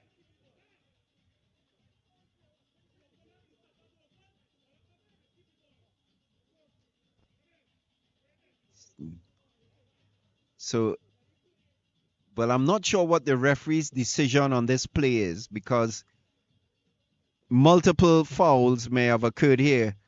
Where he's going to place the ball is anybody's guess at this point, because, as I said, many questionable decisions. The stretcher is on, but Trim is going off. I would have to say, based on what I saw, I think he needs to be substituted. It really was a hard tackle. He got up, tried to make sure that his team wasn't in a disadvantageous position at the time, but he made about 2 steps and had to go back down. So you would have to think things are not looking good for him. He's up. Now the referee's over where the ball is and where the second foul would have occurred, which is the one that involved Joven Jones, where he was brought down. So yes, a player has come on. I'm not sure if that's for Trim. But Trim is back down on the ground at the side of the goalpost, so you got to make the assumption he is not going to be back on the field of play.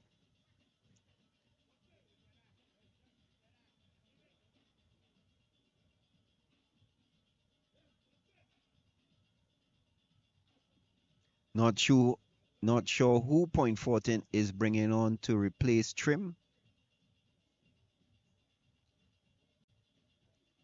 A couple of other players going off and on the far side.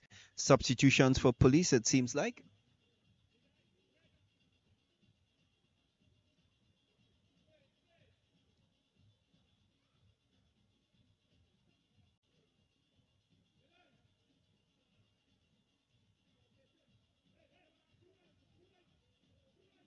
So in the end, it's a free kick.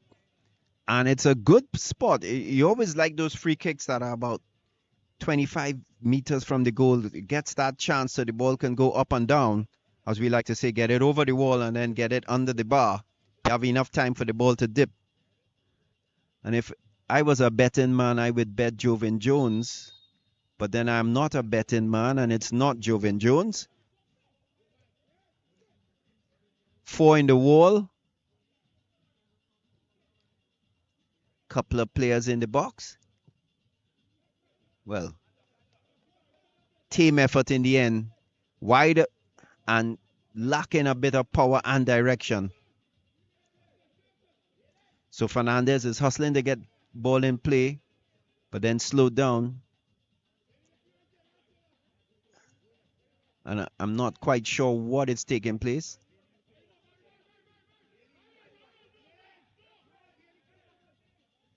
But everybody seems confused.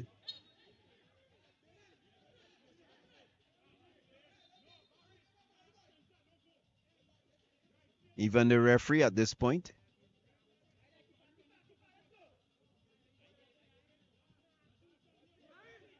So Point Fortin eventually get the ball back in play.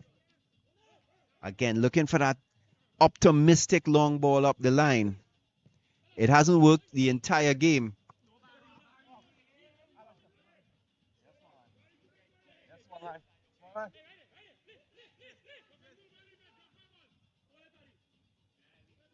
Joven Jones with the throw. Gordon. Sorry, that was Jabari Mitchell forced to the ground. But he was never in contention to get the ball. Oh, well, that was a tough tackle. He left his foot in it. But the referee, no card. That was Hutchinson.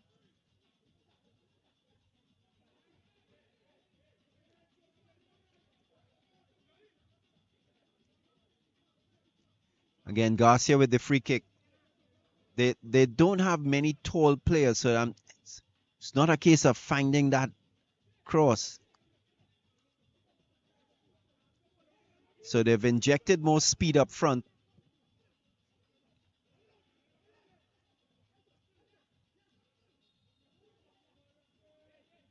Just a couple of fouls on the far side.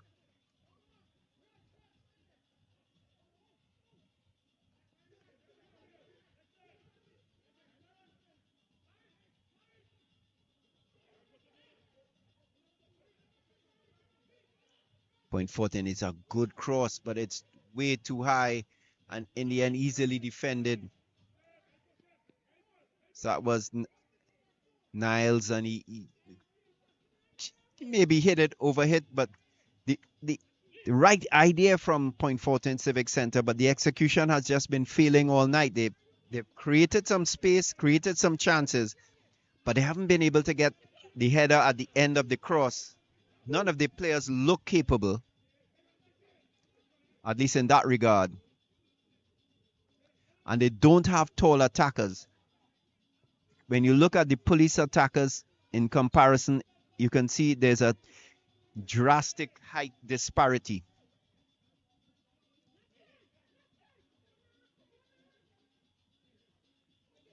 Garcia, he's been taking all of these dead ball free kicks, regardless of where they are on the field. Referees urging him to get play on, and they should. They are the team that's behind. Again, looking for that miracle ball in. It's not happening.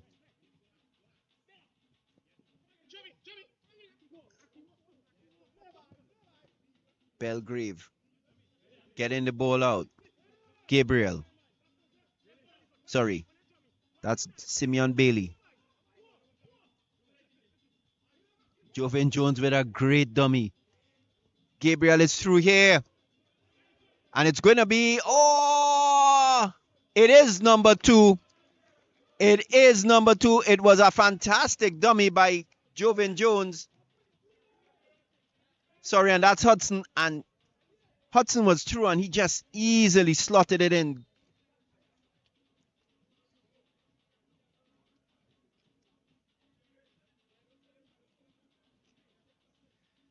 And if there was any doubt as to who's in control of the game, well, police put that to rest with a solid second.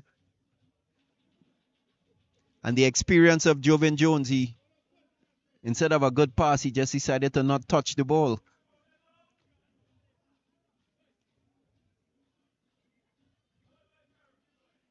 There you see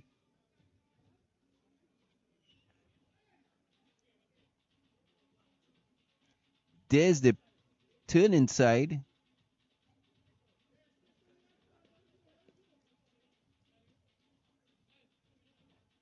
The dummy and straight on to Isaiah Hudson. He had the legs to get past his defender, brushed him aside, Fernandez stuck out a leg, but couldn't prevent the ball from going in the back of the net.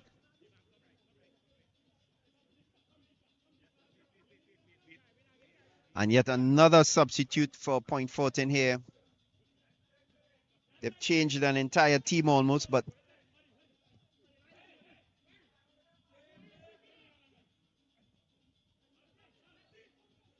Fernandez, Garcia,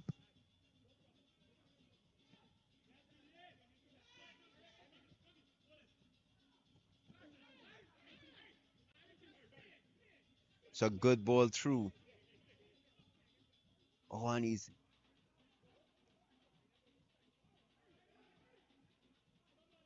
taking his time. Niles crossing, but it's a deep cross that, whew.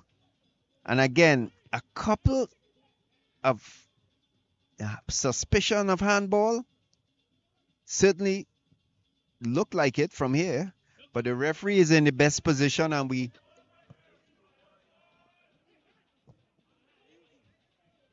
but then just couldn't get back there. It was number 77 from Police is trying to get on. That's Beatty.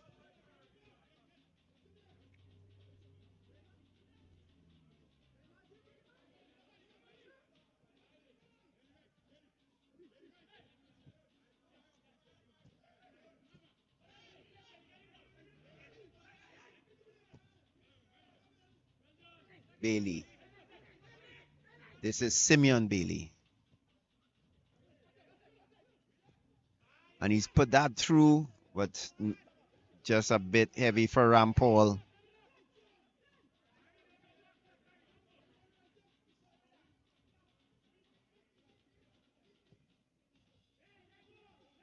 It's a long ball forward.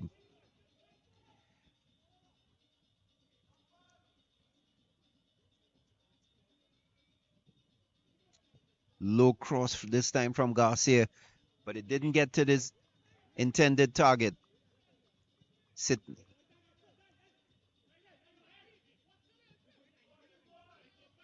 Number 77, Bailey. Oh, he shakes his man well. Gets in the cross. Well defended in the end. Calmly so, as Niles is the outlet.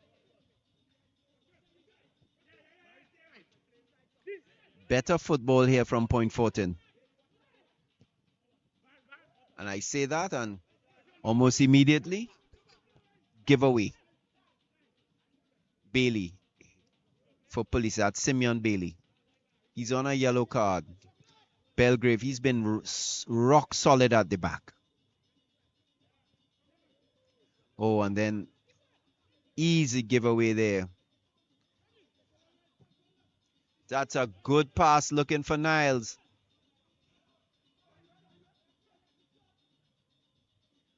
Easily cut out again. Belgrave just doing what you're supposed to do in the space. Oh. Keza. Well, he's been on the field for quite some time. He's had a couple of chances. Or is that Rodriguez? He's had a couple of chances. But the shot is high, and Lee didn't even have to move.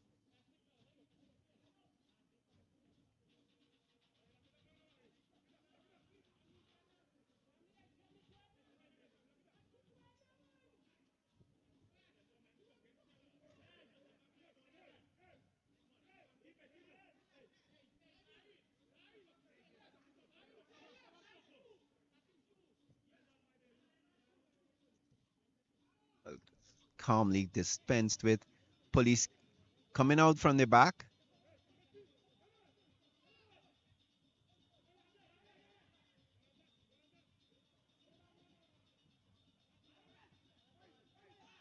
Mitchell. They're sort of controlling it. They don't have to press forward. And he's just through here. Oh, he just lost it to the defender, but it was good attacking play. Game is opening up a bit.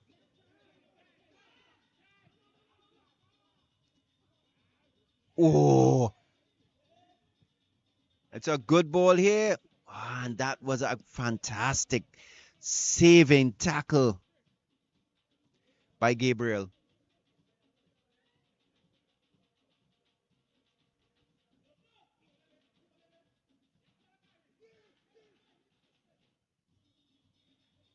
And team cross in the end, not much. Carabai hitting it across, but it's easily dealt with by the police defense. And we into stoppage time. I haven't seen anything that will tell me that this scoreline is going to change. Oh, and again, good turn by Hudson. Carabai.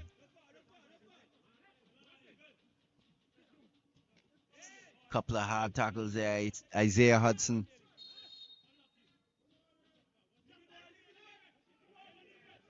Simeon Bailey wouldn't get involved. He's, as I said, already been booked, so he has to be careful.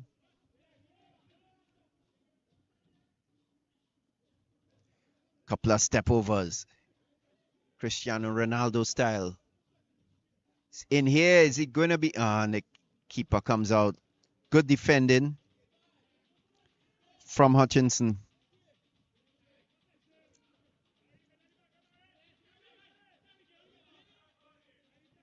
There's Jordan Bailey. But he plays it back to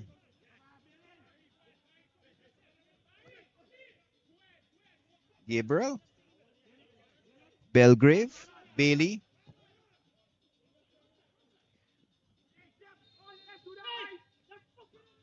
And is he offside? Yes, it would appear so. That's Rajpal.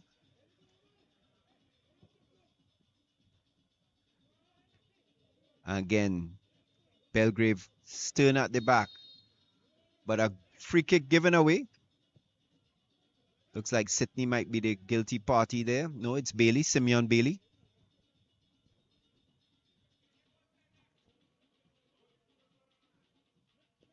And again, Nathaniel Garcia is lining it up, it looks like, but it's been unsuccessful thus far. Police are putting up a wall. I see Bailey going in, Mitchell going in.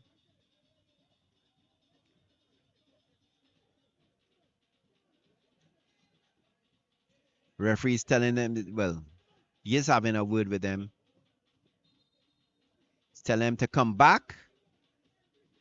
They are not.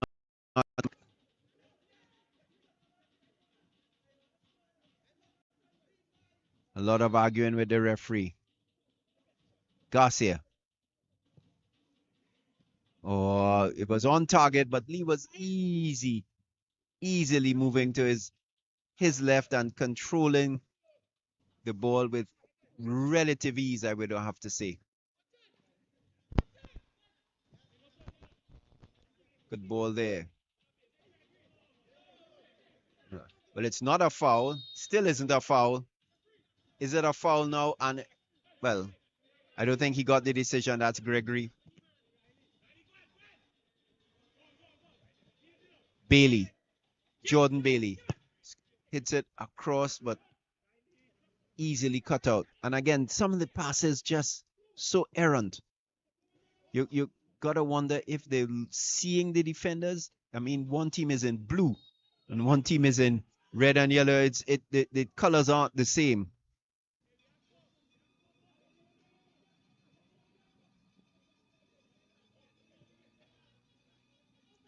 Carabai.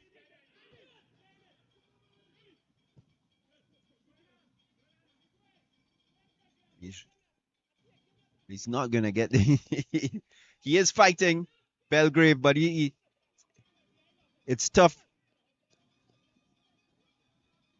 And Belgrave has just done the professional thing and left the ball. Isn't interested in retrieving it. As I said, the into extra time, the game is going to be called off sooner rather than later. Oh, and we have another player down.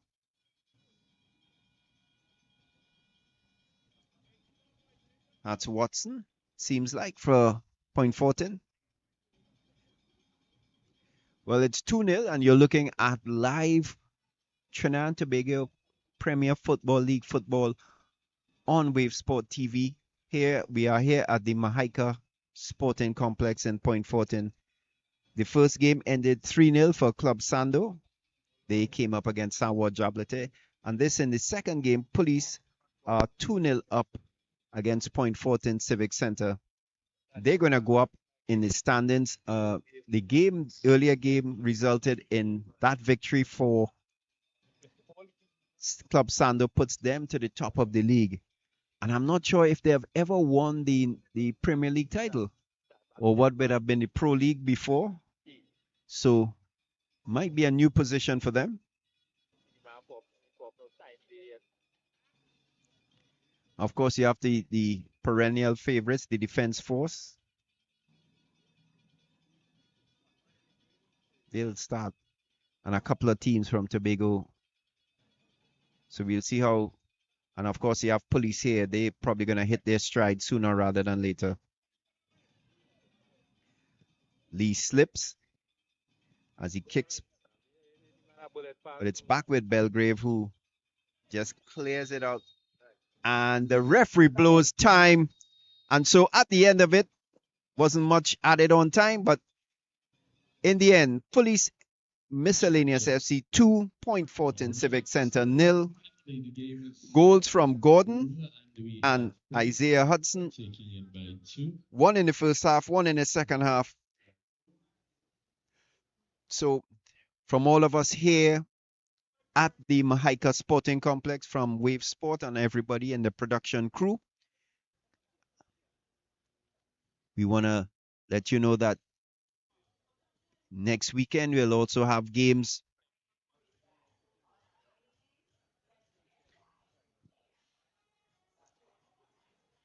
So Friday, it's going to be Defense Force versus Terminex. And we have Club Sando versus the Defense Force, and Terminex Rangers versus Central FC. Those games are probably going to be played up at in La Hoqueta at the Terminex ground. So we're going to see you there for those. And again, I want to say thank you to our production staff and, of course, the TTFA and, of course, all who are associated with the Trinidad and Tobago Premier Football League. My name is Christopher Gill, and I want to wish you a good night from all of us here at Wave Sports TV. Good night.